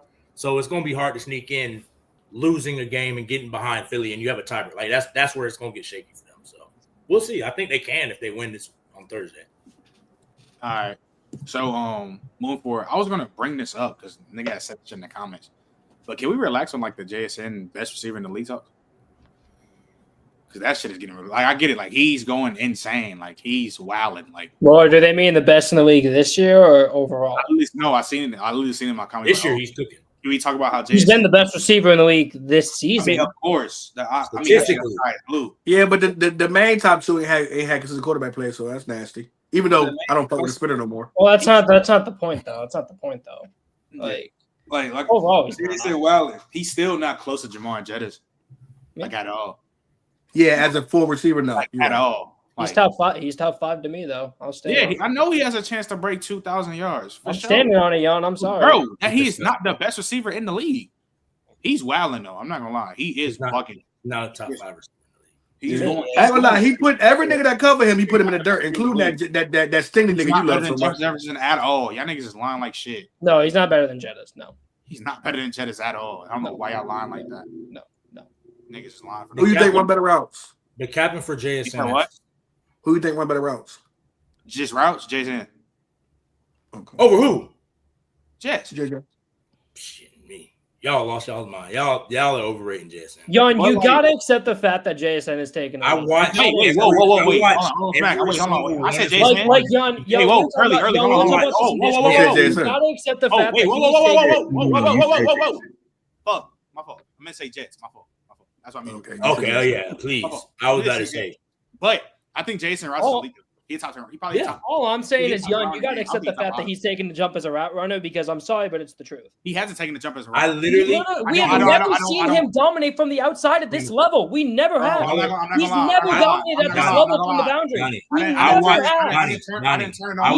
And he's never shown you that he can. I'm not gonna lie. Pause. I watch every single target. You try to make it seem like he's just dominating, just press coverage. That's not. I watched every single. I'm not saying rep. he's doing it every snap. No, but he's doing it Donnie. Hold way on. more than he's ever done in his entire career. Because he's never shown Donnie. Okay, listen. JSN has never put NFL tape of him outside. So when y'all talk about the bars in hell, him doing one great rep is never shown is better than what he's ever done. What he has shown, I watched every single target he's gotten this year. 90% of where he's winning is deep overs and in the slot. Now, he is winning outside. I'm not saying he's not. But to say he's winning outside enough to put him top 5 is insane. He's not winning outside more than Devontae Adams. He's not winning anywhere close to as much as Devontae Adams is winning. It's not even close. All of his quote unquote. I don't know about not close. Close. Early, I watched all of his reps today because this is what I was talking about on the weekend. I watched his rep versus Stingley. He was winning. What reps did he want? He won one rep against Stingley. The touchdown. It was more. I think you're being incredible. The reason he's lined up as a boundary way more this year than he ever has. I'm not saying he's not lining up as a boundary. That's not what I'm saying. You're putting him in top 5 talks. The dudes that are in top 5 talks are alpha production outside, and they can do it inside. JSN, so hold on. Do you believe he can? Majority of what JSN is doing? Deep overs, boot action, a lot of condensed splits off, and he's getting free releases. There's not a problem with that. I think that's great coaching, and I think that is very good for the strengths and what he does. And he's still he's getting this. Okay, define getting free releases. Like how when you're in a condensed split and you're. No, I understand that, but when I say I'm not talking about what a free release is. I'm not saying that. What I'm talking about is define how many he's getting. A lot of the targets he was getting, he's not getting pressed a lot. And the times he is getting pressed is because they're running cover 2 over him. So they have to press him. That is why. He's not getting true one-on-one coverage because the formation splits. He does more. When you say he does. It doesn't happen that often, I agree. To the extent that a lot of people on Twitter are saying, because obviously not. But you're acting like he's never faced press coverage. No, it's not that. It's the way you talking about it. You're saying he's a top 5 lock. I didn't say lock. You said he said top 5 to him. I think he's anywhere from like the 5 to 8 range. That's what I think. But even that's what I'm saying. The guys y'all are putting him into those convos, they're seeing if they got all of these free releases and that he's getting, they would do the exact same thing production wise that y'all are saying. Let me ask you. The skill set is wait. That's the thing. Hold on, wait. Everyone stop. I have a question for Donnie. What's up? Okay, Donnie. Where do you have Amon-Ra? Where do I have Amon-Ra? Mm-hmm. I haven't made a list outside of my top 10, but he's not in my top 10 list, I guess. Okay, so nasty. Hold on. Okay, wait. I don't. Wait. No, you're right. Go ahead. Just hear me out, because I'm kind of in the middle between y'all. Like, I'm not going to say he's top 5. However, he has taken a jump, but also to Young's point, he's not wrong. Like, if you go back and watch, the Titans game, the second big one where he ends up stiff arming old boy and running out of bounds, it's a deep over. Like, everyone's like, don't get me wrong, he's getting open, he's running crisp routes, all of that. Facts. But what Young is saying is true. He's not lined up on the line of scrimmage as an X facing press coverage, or people are playing Meg on his side and rolling coverage to the other. Like, that's not happening. He never sees that. It's like and it's like the condensed split, like all the nasty splits again, great coaching. Yeah. Kubiak's doing a great job. We know. Yeah, like all the condensed splits and all that shit. Like, I love that personally from a schematic standpoint, because even if I know the guy can do it, fuck all that. I don't want him doing all that. Conserve your energy for when you got to catch this ball. I'm gonna put you in a nasty split, or I'm gonna motion you down and condense it. Like, I love that because it fucks with the defense. Yeah, that's the real thing. You can't. Like, it's too hard to defend it because it's a bunch of gray. Yeah, because It makes You everything. press it, you're killed. You play off, you're killed. I get all of that. All I'm saying is, if we're going to tax Amon Ra for being almost exclusively a slot guy, because he does play on the outside a little more, but like we all know, he makes his bread and butter in the middle of the field. Yeah, we know. Yeah. So if we're going to tax him for that, I don't see how we also wouldn't tax JSN, because it's not the exact same role, but it's something similar. Like They're winning the same way. Like the effect is something similar to his team. Like he's a highly productive receiver that also doesn't have to deal with having the monsters of the NFL constantly in his face every week. So I'm just another guy. I'm trying to figure out how you rationalize that. That's Puka too. And I'm not Puka's gonna in lie. the same boat. Oh, Puka's in the same boat. But also, again, I'm going to give some level of grace because I have seen him play on the outside. Agreed. And I'm not gonna lie, I'm not putting Puka out there with Tay Adams out there to do it. I've seen him fight with the big dogs and win. My only thing is, again, it goes back to coaching. Like they ran some play action play where they had him as like a freaking an insert in the seat. And he slip out and run around. Yeah, I saw that. That shit was ridiculous. But it's not. I did see. I saw that one. Yeah, I saw. And that. it's not a what's his name. It's not about winning or losing games. It's not about winning or losing. It's about the conversation we're talking about as a wide receiver. Because nobody's talking about wins and losses when it comes to a receiver, bro. That's just correct. What's his name? But we talk about it with quarterback. He said, how long does a guy have to outproduce to another to be considered better? It depends on what you're talking about. Because to me, when we talking about these top niggas, the production standpoint don't matter. All these niggas getting top 11 production. So why would I care about stats? Like why would I care about? Amon Ra has outproduced Devontae Adams since he's left Green Bay, and I don't think. Well, outside of the 2022 year, and so he's not. I don't think he's. He had that one crazy year in Vegas. Of course, he's never. But like that's why I'm like, he's never. I don't want to come off as like I just completely disregard production, but most of the times I don't have to go to production because the skill set there's. No, it doesn't, bro. To me, like again, like when we talking about these top dudes. Oh yeah, they all have the production. To me, it's no point of talking production. Like just like talking about these top dudes, no point. Like it's and that's the only thing with JSN. He's elite. I'm not saying he's not, but when you say top 5, you're basically saying he's better than AJ Brown. Not like, literally. Like, look, I know people are gonna do it. Well, I don't think all y'all that's gonna stamp that JSN's better than CD. Y'all got it. I know I think that either. I think CD. No, I know you not, Donnie. I know you not. Yeah. I know for a fact 75% is what's gonna stand. If people are saying he's the best in the league, that's what they're saying. I mean, yeah, if people like that's crazy. Well, I mean, no, that's no. I mean, he is performing. That's what why is he not better than CD? That's the question. What you mean? Just ask the question. Why is he not better? I think he's playing better than CD this year. No, I think he's playing better than CD this year. I think the only thing that I will give Jason over CD is hand. I don't think he runs better routes than him. I don't think he has better yet than him.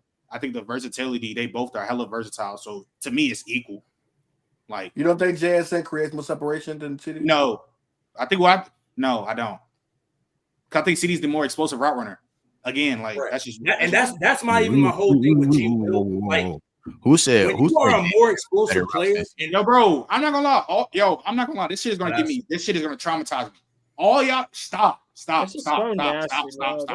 Because y'all gonna get me mad. Start turn the other side on GP, bro. Stop, bro. It's just. Hey, nah, if you love him. Ain't no turning on him. If you love him, you love him. Because we're not. I'm standing. He better than CD. We're not about to drag it though. No. It's crazy that they dragging it, and here's the only reason why it's crazy. Piss me off. The only reason it's crazy is because, and I'm not going to take long. The only reason it's crazy is because the same people that are saying GP is better than CD are the same people that probably would have had CD in their top 5 conversations. Bro, niggas was saying CD Lamb was in the same conversation with Justin Jefferson, Jamar Chase at one point. Yeah, so like we literally sat up here all summer, all year and said Justin Jefferson, Jamar Chase, however you want to put them to, and then it was CeeDee Lamb, and we would have arguments. Yeah, and then we would have arguments. It was CeeDee Lamb and AJ Brown. In that chase range. And then all of a sudden, what do niggas have to do to be in that chase and Jefferson range? What do you need to see from it, though? I'm just asking, like Chase and Judders, because we always put them like it's them two or the rest of the league. What do niggas have to do to be in that range? It's gonna be a hard way to get in that way. I don't know how. Is there anybody right now who y'all gotta see get in that range? Is it Neighbors? I think Malik Neighbors could do it. Like who? I think Malik Neighbors could do it. There's a guy who plays for Ohio State. I can't say names because of my job, but there's a guy for Ohio State. Now, early. I will say this about JSN. If he gets in the lab with Devontae Adams, he could do it. Wait, Jan, what'd you say? If he gets in the lab with Devontae Adams, JSN, because his release package, JSN, is good. But like, if he can get Tay Adams released, if he can get Tay Adams at the top of his route, because it's not even. You're asking. I'm not gonna lie, Jan. You're asking something kind of unrealistic. No, it's not. They play exactly the same. Tay's not a burner. It's not unrealistic. And JSN. No, I think it's unrealistic because Tay is probably the best release package I've ever seen in my entire life of watching. We said that about Ocho, and then Tay Adams comes along. You got you can do it. You got to get in the lab and do it. JSN, and also say like you want to say JSN top 10, cool.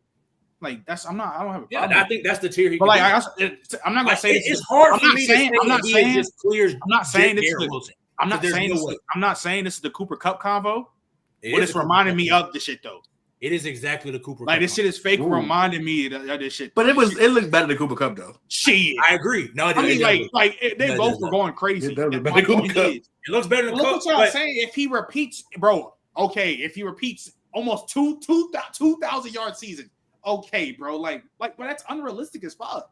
Like, how being hella unrealistic. Let alone. If he does exactly what he's doing next year at this same rate, he will stay in the same spot because he's not the only thing that he's doing consistent is production. Now, if y'all, I know a lot of people in the chat. Bro, I ain't gonna lie, 2Ks, bro. Like that's what he could. I get that. That's cool. Well, I mean, guys, let alone this probably isn't happening because Kubiak's going to be gone, and I don't expect stuff. I'm not going to fake Young. I'm not going to fight. He's going to break the record, most likely. He's going to break the record, and that's just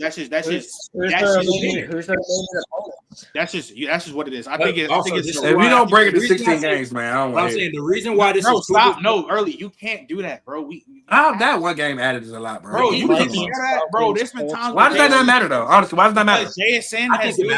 JSN has had a $130 and has set an entire half because they spanking teams.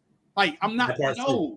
No, I'm not about to hear the game show. I'm sorry, bro. It's just to me, if the reason I say it's just like Cup is because nobody was talking about Cup going into the season. He triple crown doing a lot of what he did the year before, and then he became the best receiver in the league. That was disgusting, and I say it's disgusting because again, while guys can change the way they're played or way they're used, a lot of their game doesn't change. So how can the variance be like that? That's why I don't understand. This is my thing, bro. Like, bro, hold on. Let me see this. Where did the question go? Bro, this is a genuine question. Why would I care about two receivers who both have an 1,700 yard season? Why would I care about the stats? Why, like, genuinely, why would I give a fuck? Why would I care? I think JSN too high. Let's move on. No, I'm like, because we're talking about the stats. I'm like, why would I care? Can I push the Michael Wilson agendas then if we're talking about? You might as well, yeah. No. And then the George Pickens agendas will make a lot more sense. That it makes more sense because that's what's speaking. No, you said speaking 300 yards in 2 games. Speaking of us talking about Jettas and shit, right? Because look, that nigga JJ McCarthy's dumb young. I'm young. I'm older than JJ. He's literally 22, but I'm not gonna lie, he's playing like ass dog shit. Can I read a stat? Can I say a stat about him? Yeah. He's doing of all the eligible quarterbacks for EP per play since 2000, he has the second worst of all of them, and there's 852. He's 851st. The only one he's better than is Jamarcus fucking Russell. That's it. That's terrible. But so here's my thing. I'm not what was I about to say? Not Mr. Don't read film. I'm not worried at all because again, he's dumb young. He's 22. Like I'm not like it's his first year. I'm not tripping. But on the flip side, I'm worried. He's terrible. He's playing like dog shit right now. Like I'm not gonna lie. And I will say, just to be petty, if these were other quarterbacks playing like the way JJ McCarthy was, niggas would be shucking and jiving. I'm not gonna lie. If this was Shedeur Sanders. This was Shedeur Sanders, and I might even know. Boy, good God, Boy. Shedeur Sanders defender, but Donnie, I know how disgusting the media would be if that was. Why are we acting like I'm a Shedeur hater? No, no, I didn't say you, Donnie. I'm just talking about the media. I'm not. I was a realist. I was a realist. But. No, old Charles aside. If this was like Shedeur, just a couple of quarterbacks that's playing to a level like how JJ's playing, bro. This is bad, bro. Like Cam Ward for me. Boy, Cam Ward playing this boy. No. Yeah, it's like Cam Ward not having that good of a season, but he's shown. But it ain't this. It ain't this. Cam Ward was it ain't this. Boy, oh boy. No, if Cam Ward, the way I see him making throws was playing with Minnesota. Oh man. Yeah. Nah, he be dotting niggas up. Yeah, it would be. Cam Ward. Yes, he's getting killed in the media. And I made an entire minute highlight of Cam Ward doing. I think Shedeur be dotting niggas up, to be honest with you. I agree. Look, like I watched plays with JJ. Just literally, it wasn't even the O-line. JJ just held the ball too long. Trent, I'm gonna be honest. I don't know how you're not worried about JJ. I understand he's young and it's his first. Dude, this is like historic bad. And we're talking about Jettas. Like I know the O-line's hurt, but it's still okay. He's got Addison. He's got KOC. I'm worried. We knew this. I don't care that he's young. But you knew this about. I understand that, but dude, we're talking like a historically bad. You notice I have a viral clip when we was back in 2023 in college football. I said JJ shouldn't have been a first rounder. I literally said that. Yeah, I literally said he shouldn't have been a first round draft pick. I feel like everybody knew that. He wasn't the first round pick. If you want to play at Michigan, he was a project third round, maybe late second, just because of the potential. But he was never a first round pick. I mean, quarterbacks are always going to get boosted just because they're quarterbacks. Like if you would have taken if you would have taken him in the back end of round 1, I would have been fine with it. But I was never on board with top 10. Yeah, I think majority of people say that. Yeah, the reason why Penix, the Penix one was kind of crazy because he went top 8. Yeah, after those top 3, the rest of the quarterbacks hella shaky. JJ McCarthy and Bo Nix picks because they needed quarterbacks. At the end of the day, that's just what it is. But those 3 were probably back in first round, truthfully. Yeah, back in first round because the top 3 goes quarterback, and now everybody. And the top 3 was elite. After that, shaky. Now that everybody else needs a quarterback because you're either moving off. How you feel about JJ McCarthy?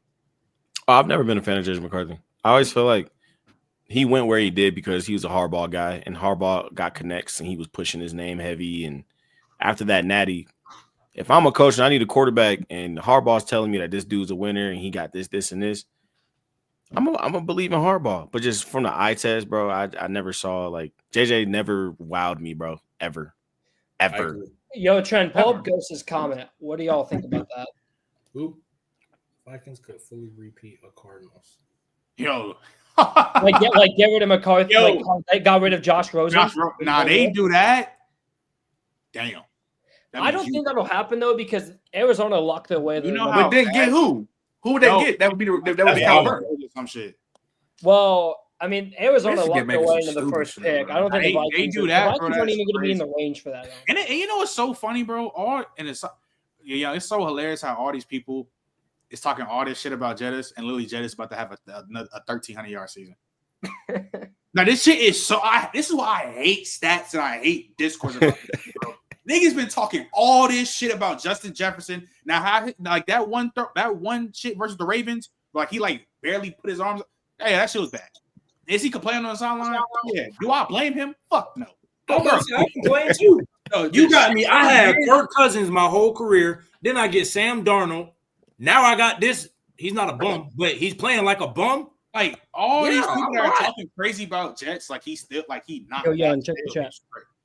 Like, but like, bro, like. Well, if y'all remember before Jettas got his money, he complained about like, yo, before I sign this deal, I need to know I'm gonna have a good quarterback, and they convinced him because they paid him the highest paid receiver. And listen, I do not be feeling bad for people who take the money.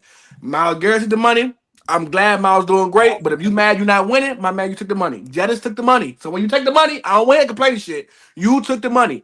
You literally were complaining about, hey, I do not want to sign this contract if I don't have, y'all don't gotta verify that I'm gonna have a good quarterback. They made him the highest pay. He said, you know what? That don't really matter.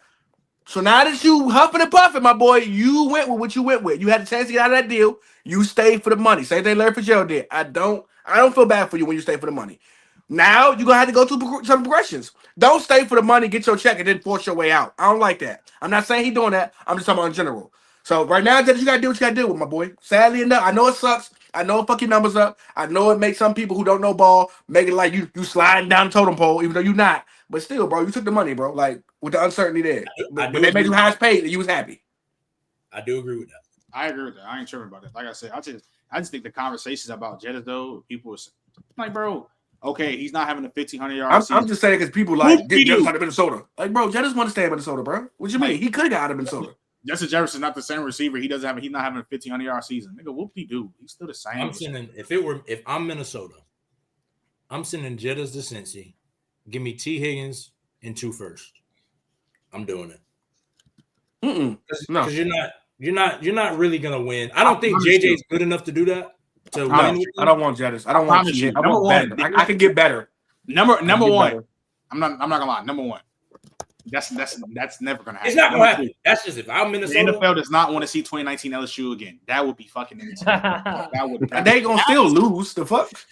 Come on, LSU. That defense ain't the same. Yeah. The defense I ain't gonna lie. Hey, bro, I'm gonna fuck up Jettis. I ain't gonna lie. All That shit we're talking about right now.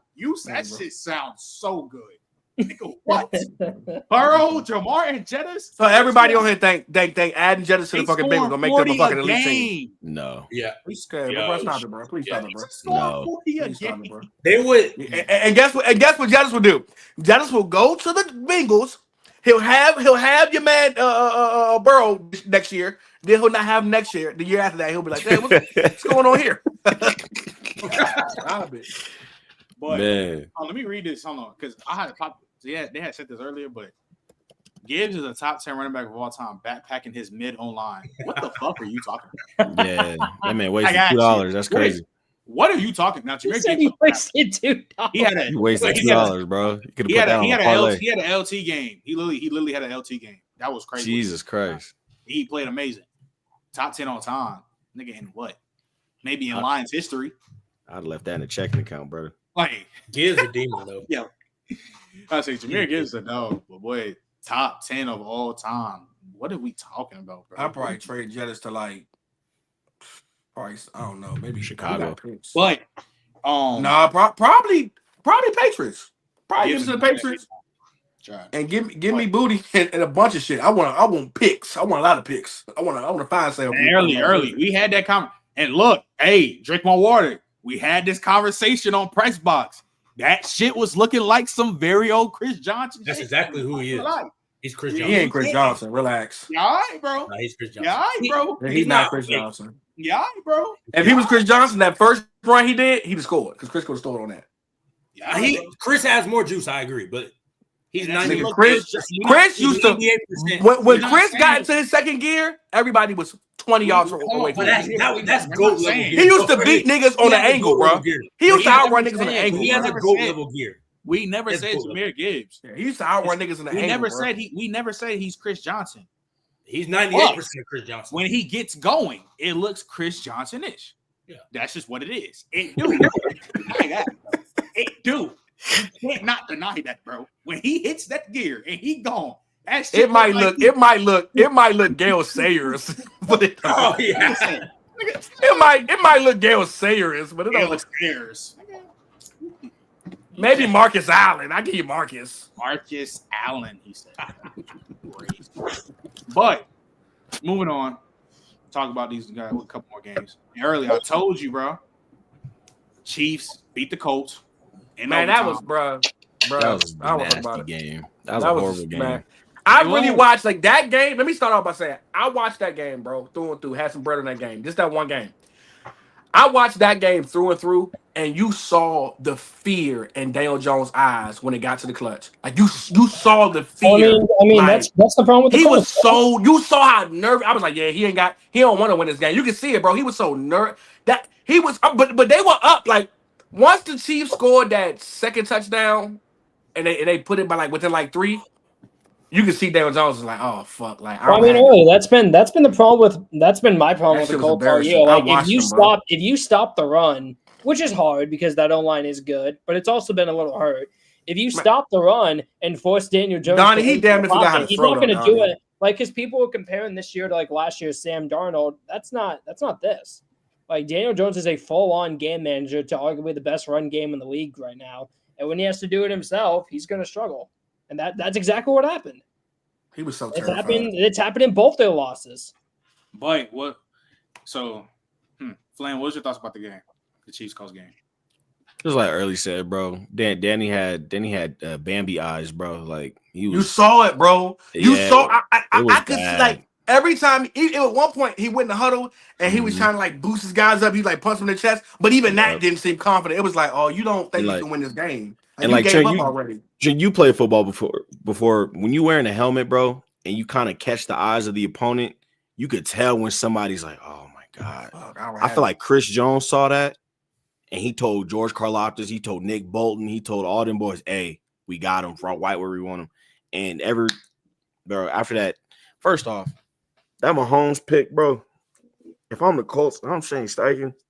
I don't know what they were doing with the play calling, but I legit think that the movie Him with Jordan Poole, I think that was Patrick Mahomes, bro. I think that was an autobiography or something, bro. Because like that's devil magic, bro. I don't get it. He does it every time. Like it's niggas don't put him in the dirt, bro. They could have put that nigga. If they scored him 2 touchdowns, this game over with. They just kept playing around, bro. Put that nigga in the dirt, bro. That Illuminati juice, bro. He put that in the Gatorade tank, bro. They was knocking it back, taking shots, bro. It's just Colts got it, bro. They got it, bro. They got a little 3 seed or whatever, but all right, that was disappointing. Bonnie, what was your thoughts about the game? Yeah, I mean, I covered it earlier, but like, if you stop the run, you can beat this Colts offense, and that's been the issue with them all year.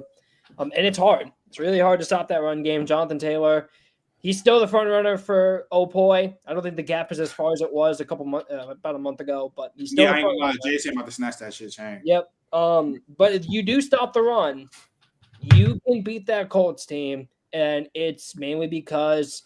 It's because of 2 reasons. One, Daniel Jones is obviously the game manager. And then 2, the pass protection is not nearly as good as they have been with their gap run blocking scheme. I don't know how, honestly. Like, it feels like the only 2 players that show up in pass protection are Braden Smith and Quinn Nelson. It feels like everyone else out there just wants to run the ball every play. And like, it works when it works. But if it doesn't work, then it just feels like the whole offense falls apart. So it's tough. Go ahead, Young. And they have a $30 million cornerback who doesn't travel, and they let Rashee Rice fry them. You cannot have a guy making $30 million at corner, don't travel, watching the 2 first-round picks for it, trading picks, watching his team get barbecued by a receiver. Yeah. You can't do that. Not making tackles in the backfield to create the 4th down, too. I hate that shit. Their D-line's been a little disappointing, too. DeForest Buckner, it feels like the injuries are starting to catch up with him. Laiatu is the only pass rusher worth anything that lays edge for them. I don't know, man. It's tough. That team is just – if the run game is going, it's hard to beat them, but that's the only thing. Kobe, what was your thoughts about this game?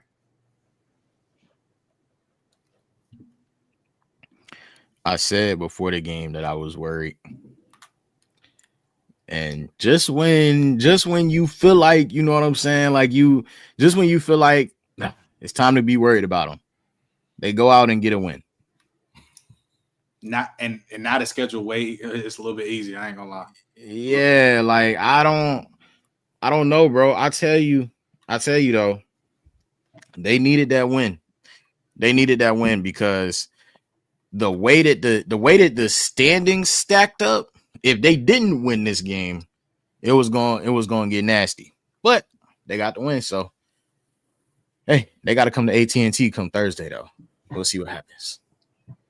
Young, Jags getting the win too was huge also. Early. I hate you, bro.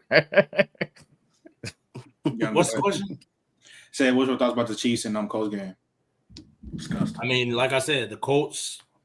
I was telling Donnie, don't bet your life against these Kansas City Chiefs not getting in the playoffs because if they sneak in, they're going to the magic strikes again. It's just that's. Y'all can say what y'all want to say about Bo Nix, but when the pressure's on, Bo Nix be playing. So I mean, I will say Bo, I know you be on some bullshit, but I ain't gonna lie. When the pressure mounts, it's a little bit you like be playing. Jalen Hurts. It's a little like Jalen Hurts. Like he could be trash, but when the pressure mount, he do show up. Now I'm not saying he's elite, but he's not gonna be trash. He's not gonna choke, but he'll try to make something shake. I agree with that. These niggas young. These niggas are so terrified. Like, bro, I don't understand. Like Flam said, when every time they cut the camera to Daniel Jones' eyes, they were like drift. They were like beating back and forth. Like he was so like you saw it. Like you don't want you don't even want this game. And then you see, and you know what I noticed too. This with your man. What's the coach name over there again? Steichen. Yep. Shane Steichen. This is what he tried to do too. I think Shane Steichen noticed it because if you saw it, they up 3. That first that drive when they get the ball, they throw the ball 3 times. He almost is like, damn, I'm trying to get your confidence up. I'm trying to get you a couple. Like normally, why would you not run with Jonathan Taylor them first 2 or 3 downs? No, he passed it first down, second down, third down. He was almost trying to like, Daniel Jones, I need him to know that like you're not pussy and they can't just send a blitz at you and you can beat them. And he literally incomplete. When they got the ball back, I was like, yeah, this game over with, bro. This shit. And then in overtime, y'all get the ball. You see it, bro. He did not want no part of that game, bro. He wanted that shit to be over with. Meanwhile, Patrick Mahomes, his little fingers. I'm like, yeah, this nigga about to win this game. I watched it. I seen that same Patrick Mahomes versus Brock Purdy Super Bowl. I was like, yeah, this nigga about to win this game, bro. He about to win this game. These niggas be scared of Patrick Mahomes, bro. I'm with y'all, bro. I don't know what he be doing. Before we talk about terrified of him, bro. Before we talk about the last game, before we get up out of here, he can't get a pass. Because I was able to watch it. Yeah, Josh Allen. Yeah, Donnie FC. Yeah, come on. It's nasty. It's nasty. Come on. Wide receiver FC. No. Their wide receivers are bad, though. No. Yes, those wide receivers are bad. Yes, they are. Yes, they are. They are bad, though. Friend, I'm not sure. Listen, Josh didn't play well. I'm obviously going to admit that. But you are not about to sit up here and act like those wide receivers are good. They're not that good. They're bad. That's up there with the Browns for the worst. Except for Shakir, but Shakir can get all press. Curtis, Trent, they're out there running it with Curtis Samuel and Shavers. None out there right now. And Shavers. Who think he's going to pick us? He be doing this. Donnie, he ain't play like shit. Of course he did. I already said all right then. So don't. When I say come to the front, you talking about some wide receiver. No. Nigga, first bring that Josh Allen first, and then we got to talk about the receiver play. He played bad. He played bad. Terrible. He did. So did the O-line too. Nah, but Young, I'm gonna start with you. We don't think it's a defense though. Number one defense in the league. I'm saying, are we? Well, no, of course it is. How worried are we about this Bills passing attack? As far as the passing attack, yeah, they're not winning the Super Bowl. Like the aspirations. Well, we know that, but that's what they're trying to do. That's their aspirations, though. So they're not winning a Super Bowl as long as this is their passing attack. Yeah. So they're done. Yeah. You think McDermott out of there? McDermott should have been fired the moment they lost when they were winning with 13 seconds left. Young, if you're the Bills GM, do you look at the Eagles and say, look, I will give y'all a good penny, a good load of things for AJ Brown, and that disgruntledness. I probably don't got to receive over here that y'all even want. Y'all might want Shakir, y'all might, but I don't really got no receiver to give you. Maybe I might believe in Coleman, even though I don't.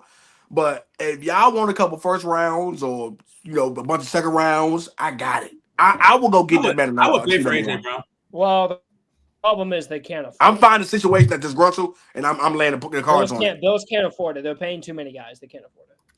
What about Waddle? They can't afford Waddle either. They really can't. They tried. I think they tried to trade it. They dumb. They should have offered. Well, no wait. I think they declined it. The Dolphins declined it, which they were smart. Yeah. They were supposed to. They offered a first Waddle.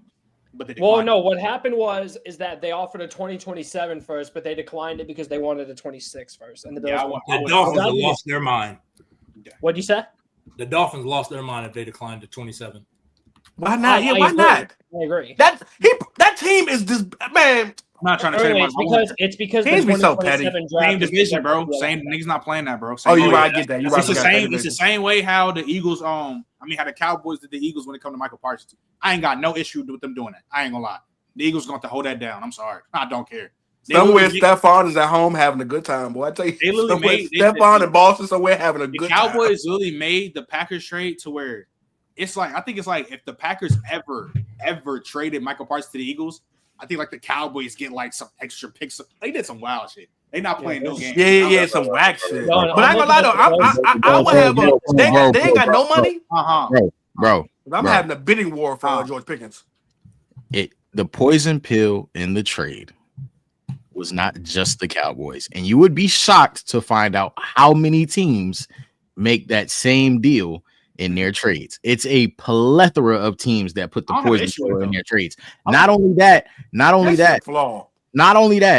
the Packers did the same thing with Kenny Clark. You can't ship Kenny. The Cowboys can't ship Kenny Clark back to the get what? Unless they get what? No. Both teams would get a first round pick if they sent either player back to the east or the north. Yeah, I don't got a problem with that at all. I'm not gonna lie. I don't have no issue. I don't know that nigga job. It was just for whatever wild reason, some reporter found it like in the trade and only did it for that. It made it like a thing. But bro, that's like it's a thing that happens in most trades, honestly. In most big trades of that nature, it's a thing that happens all the time. I don't know what reporter found it though and tried to make it like look what Dallas did for Michael Parsons. Like it's wild, but it happens a lot. That's so flawed. You be making fucking niggas trades up. Somebody said y'all think the Bills trade for Brandon Ayuk, and I just want to make it known. Listen, Brandon Ayuk get shipped off to Buffalo. He might retire before they even book the flight, dog. Like he's not playing that game. He's not going to Buffalo. I'm sorry. Why would he do that? He's not going to Buffalo. Why Brandon not? Ayuk is not going to Buffalo. Why would you not go to Buffalo though? I don't believe so. Why not? I'm trying to figure out why would you not go? You about to be the main number one, get all the targets, get the numbers, so now the next contract could be just as big. Why would you not? He finna feed Brandon Ayuk. Why would you not? I think he want to go to Washington. Yeah, I don't think he wants to. He's going to try to go to Washington. I would try to go to Buffalo because I'm going to Buffalo. I don't think Buffalo is close. It's not a game thing. I don't think he wants to go to Buffalo. I agree with. Yeah, I don't think he wants to go to Buffalo. You think it's weird? There's not a lot of play. Listen. There's not a lot of players that would just willingly be like, yeah, I'll go to Buffalo. Diggs only went to Buffalo because they was take your ass in the cold. There's not a lot of players that want to play in Orchard Park at home, like 3-4 months out the year. That's not a thing, bro. I don't think Brandon Ayuk is one of those. Semi-dome next year though, so you know. Man, what you mean? Yeah, they building a new stadium? They're building a new stadium. Yeah, that joint about to be crazy. It's gonna be building a new stadium. Buffalo? It's gonna be. Yeah. It's not a dome, but it's like the Cardinal Stadium where it's semi. Nigga, we bringing the stadium back to the city, nigga. We putting the stadium back at RFK, man. We listen, man. The city about to be popping. Definitely, I'm not gonna lie. That stadium's probably gonna look tough, but yeah, that's definitely a dome though. I'm not gonna lie, because I think the Cardinals is a dome. So man. No, the Cardinals is definitely a dome. They're not building that though. It's gonna be heated, but it's not gonna be. It's not gonna close all the way. It's not gonna close all the way. It can still snow in, but it's gonna have like a canopy or something. Yeah, there's gonna be like last game before we head out. Obviously, Sunday Night Football, mollywop. Baker got hurt. Matthew Stafford 3 touchdowns, 270. Tay Adams 2 touchdowns was doing our secondary so fucking filthy. Not even gonna speak about that part, but. Obviously, Matthew Stafford, 30 touchdowns, 2 picks. Is it officially MVP? But can we have this conversation though? Because we know he was supposed to kill y'all because y'all defense and backfield and your secondary terrible. Hey Slim, why is Teddy Bridgewater? Why does he have an NFL job? Yo! What you mean? Not too much on Teddy. There's no way he was better than Cal Trask. No, not too much on Teddy B-Ski. Hey, too much on Teddy B-Ski, man. Teddy looked like Teddy looked like Teddy looked like somebody caught one of us before the game and said, "You trying to play quarterback?" He got it there looking like a nigga who was just on the couch. You out of shape. That's my boy. Hey, hold on. Brother got fired and he was like, he called the NFL back and was like, I guess I could come back. Just because my brother, and Lily was giving like, "Hey, you want to play quarterback? Come on, bro. Just because he got wicks now, don't mean he don't belong, bro. Let him be a backup. Did I just hear someone? He looks so bad. Kyle Trask. Are we that bored? I'm saying Teddy couldn't be no better than Kyle Trask. Kyle Trask is not good. Kyle Trask was. Did you see Teddy Bridgewater last night? Kyle Trask isn't good. He never was. Nah, look. Kyle Trask in college. The moment Kyle Trask in college. I ain't gonna lie, Teddy sucked, but his swag. I would love to see another quarterback do that two sleeves. The two baggy, hell on, that shit fly to me. The two baggy long sleeves, that shit's so cool. I want to see no quarterback do that. Yeah, that's good. Yeah, I ended my playback stream because Teddy Bridgewater got in the game and we were down 50 points. I'm not watching. Hey, Slim. Hey, Trent. I tried to get in this. I said, let me go talk shit in the second half. You know, I killed their ass Sunday. Oh, I ate them. Pause. Killed. Lost with the Chiefs, but I said, you know what? I'm gonna bounce back. I went money line. I went Shedeur. So look, they had Raiders -3.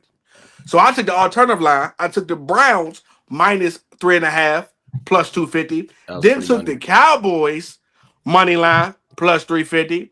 Then took all that and put it on the Rams. Listen, alternative line -14.5 plus 350.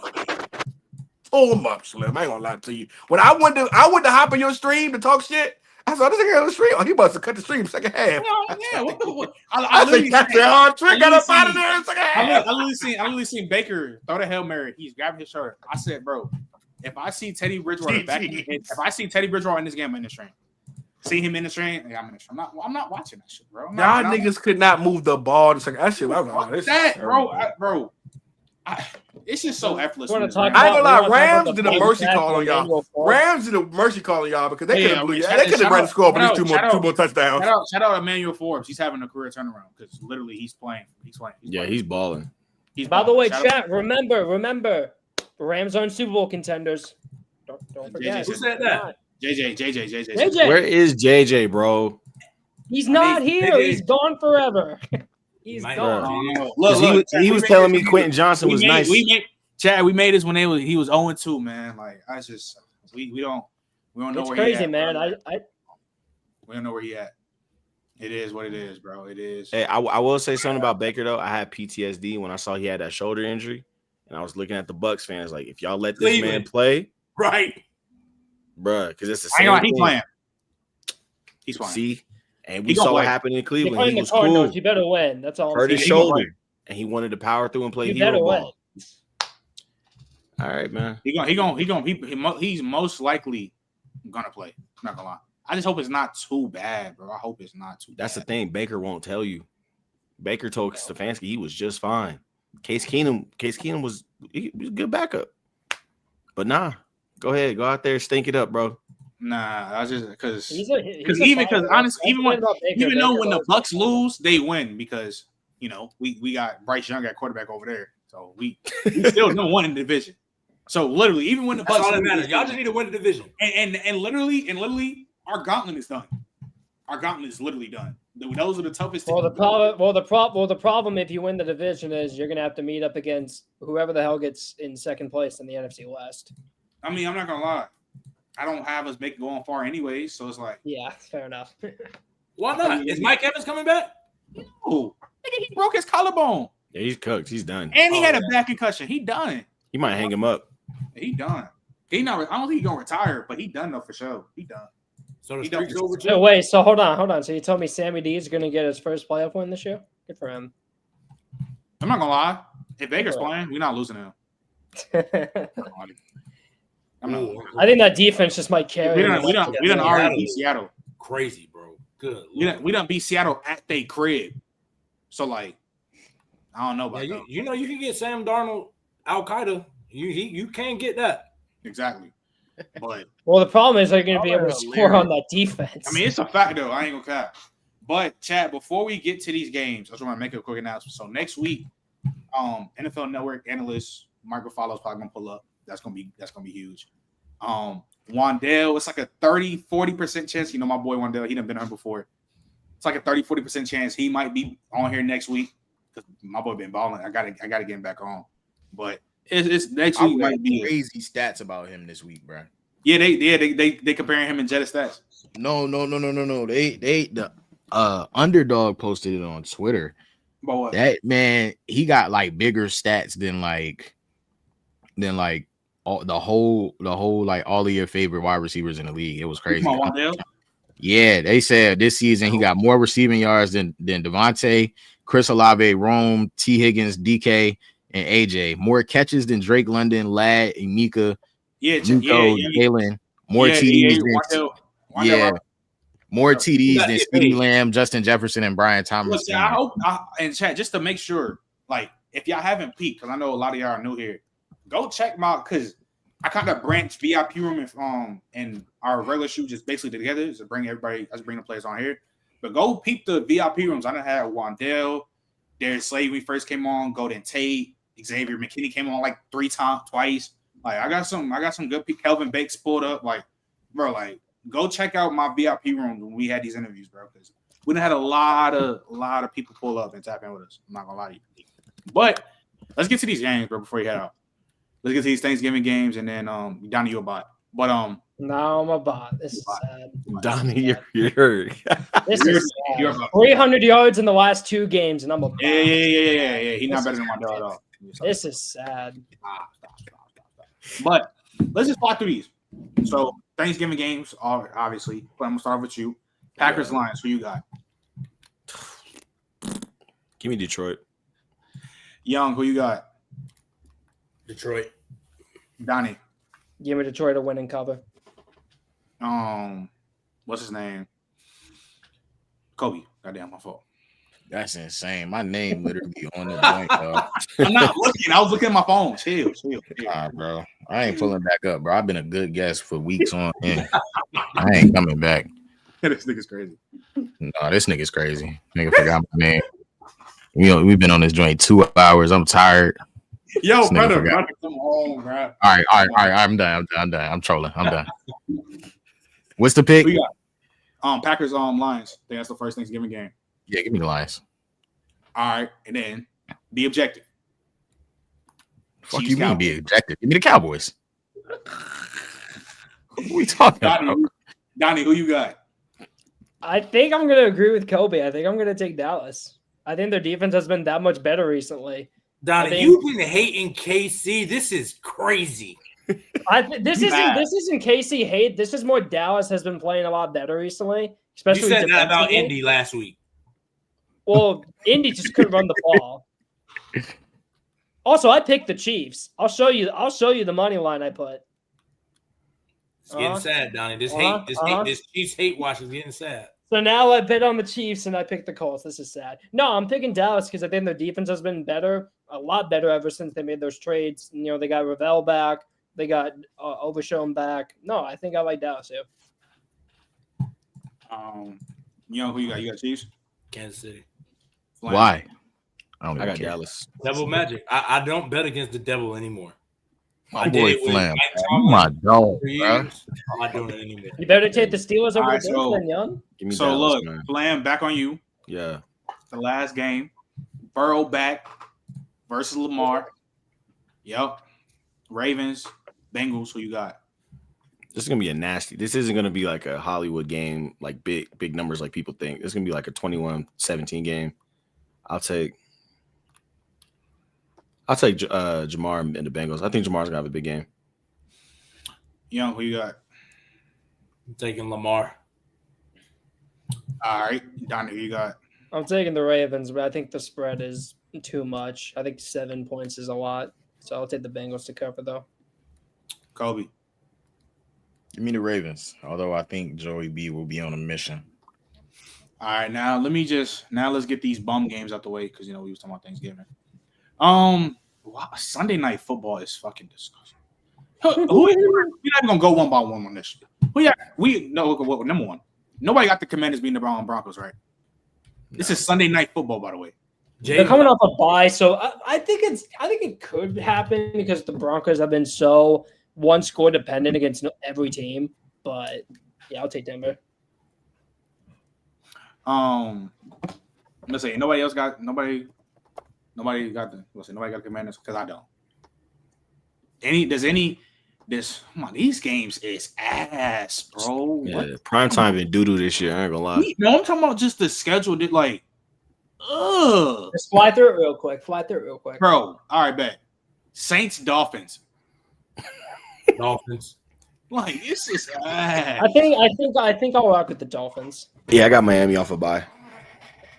Okay. Nobody has the Raiders beating the Chargers, right? No way. No. The way Geno's playing, no way. Nobody has the Steelers. Oh, okay. Actually, I'll go one by one because this is a game. Well, actually, this is a game where the Steelers can just win. Who y'all got between the Bills and the Steelers? Because the Steelers can win this game. We didn't seen it before with some bullshit. I got Pittsburgh. Buffalo. I'll take Buffalo. Give me Buffalo, not because I think they'll actually win. I just betting against Josh Allen twice. It's just and then yeah, I feel the same way. Pittsburgh. Anybody have it's just like anybody have the Vikings being Seattle? No way. Who's playing quarterback?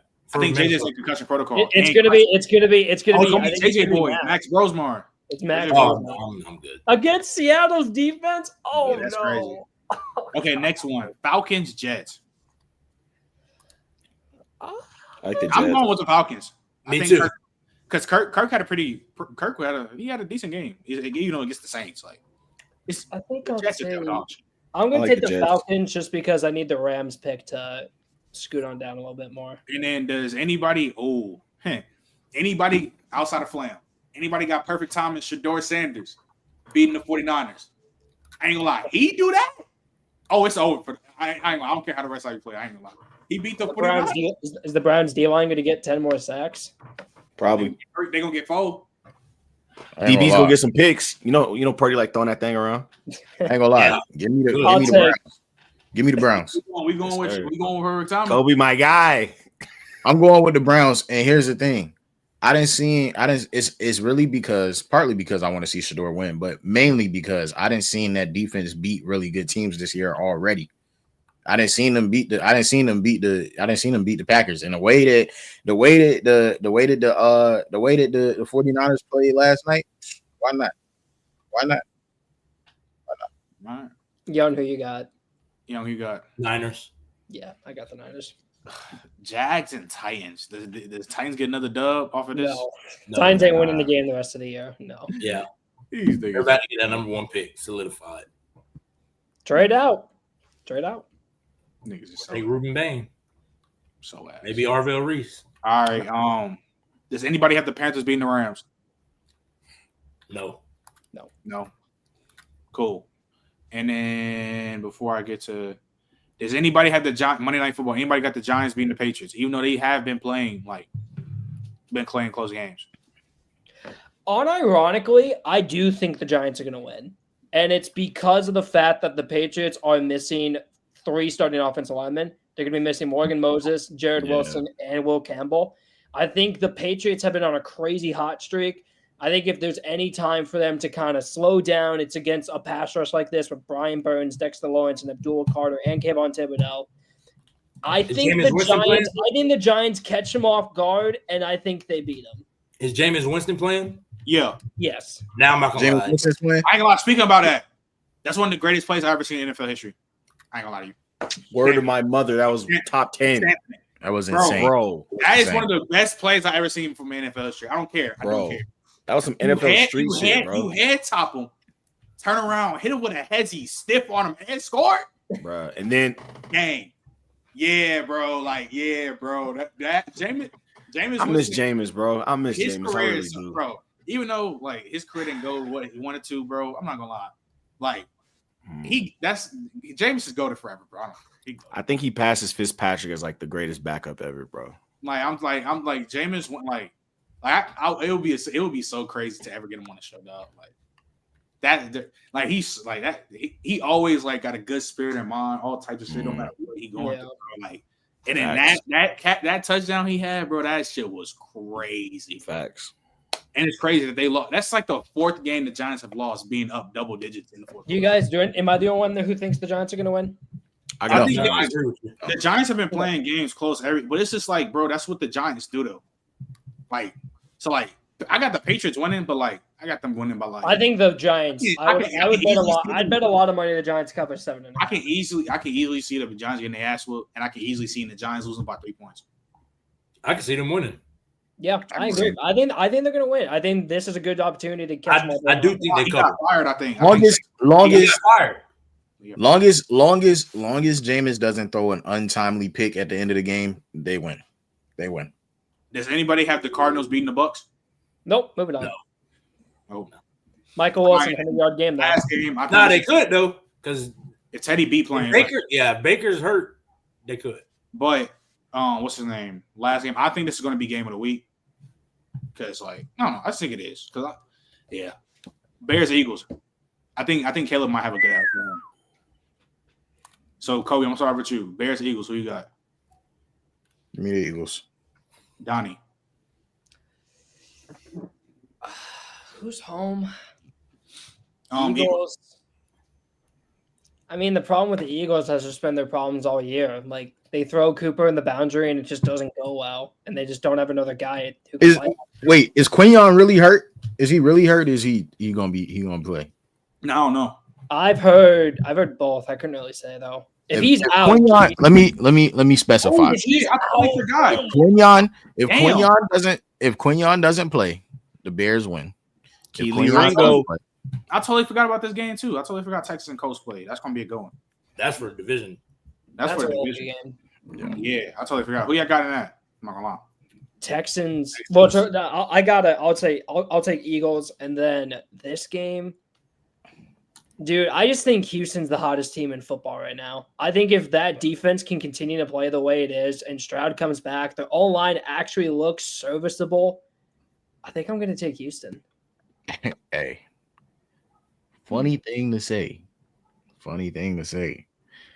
If I were a Texans fan right now, and I'm not wishing injury on nobody, you know what I'm saying? I'm not saying I want CJ Stroud to actually be injured, especially not no concussion or nothing like that. But if I were a Texans fan right now, I would probably want old boy to keep playing just with the role that he been on.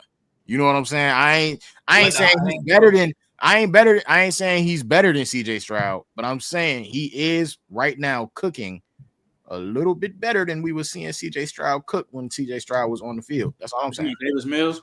Yeah. I give you that. I'd rather just start with CJ. I'm not gonna lie to you.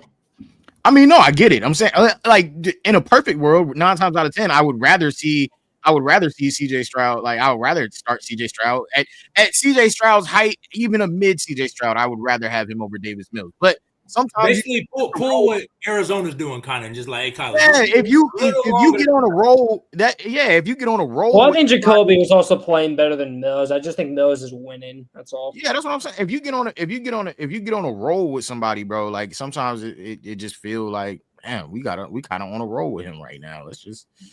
Let's not leave it alone, like. But and then so that's chat. That's gonna do it.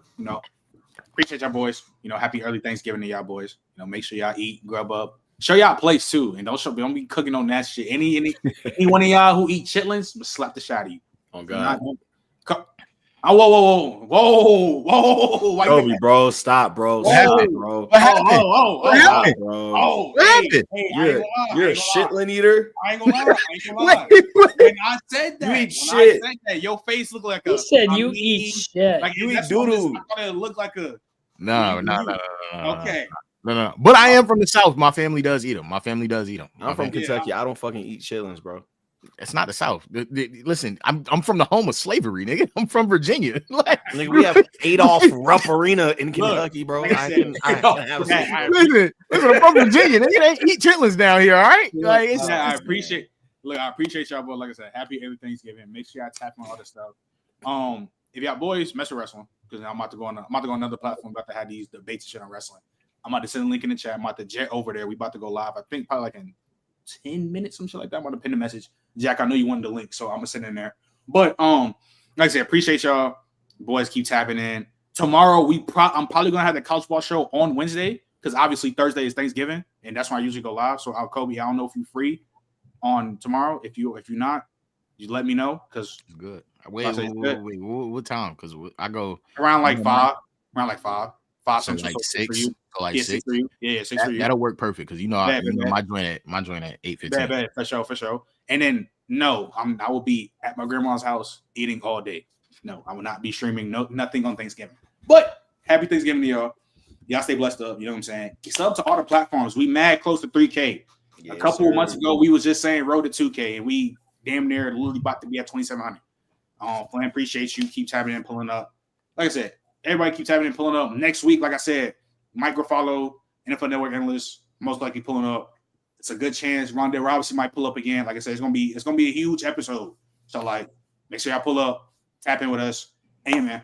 Twan, Miami's not the South, man. That's a whole different world. Yeah, that's like it's the South, but it ain't the South. Not the South I'm talking about. I'm talking about the Virginias, the Carolinas, the Georgias. Like those are different Souths than Miami. Like Miami is in the South. It's not the South. Like I said, show y'all plays. Do not eat chitlins. I messed y'all boys. We out. All right, boys. Yes, sir.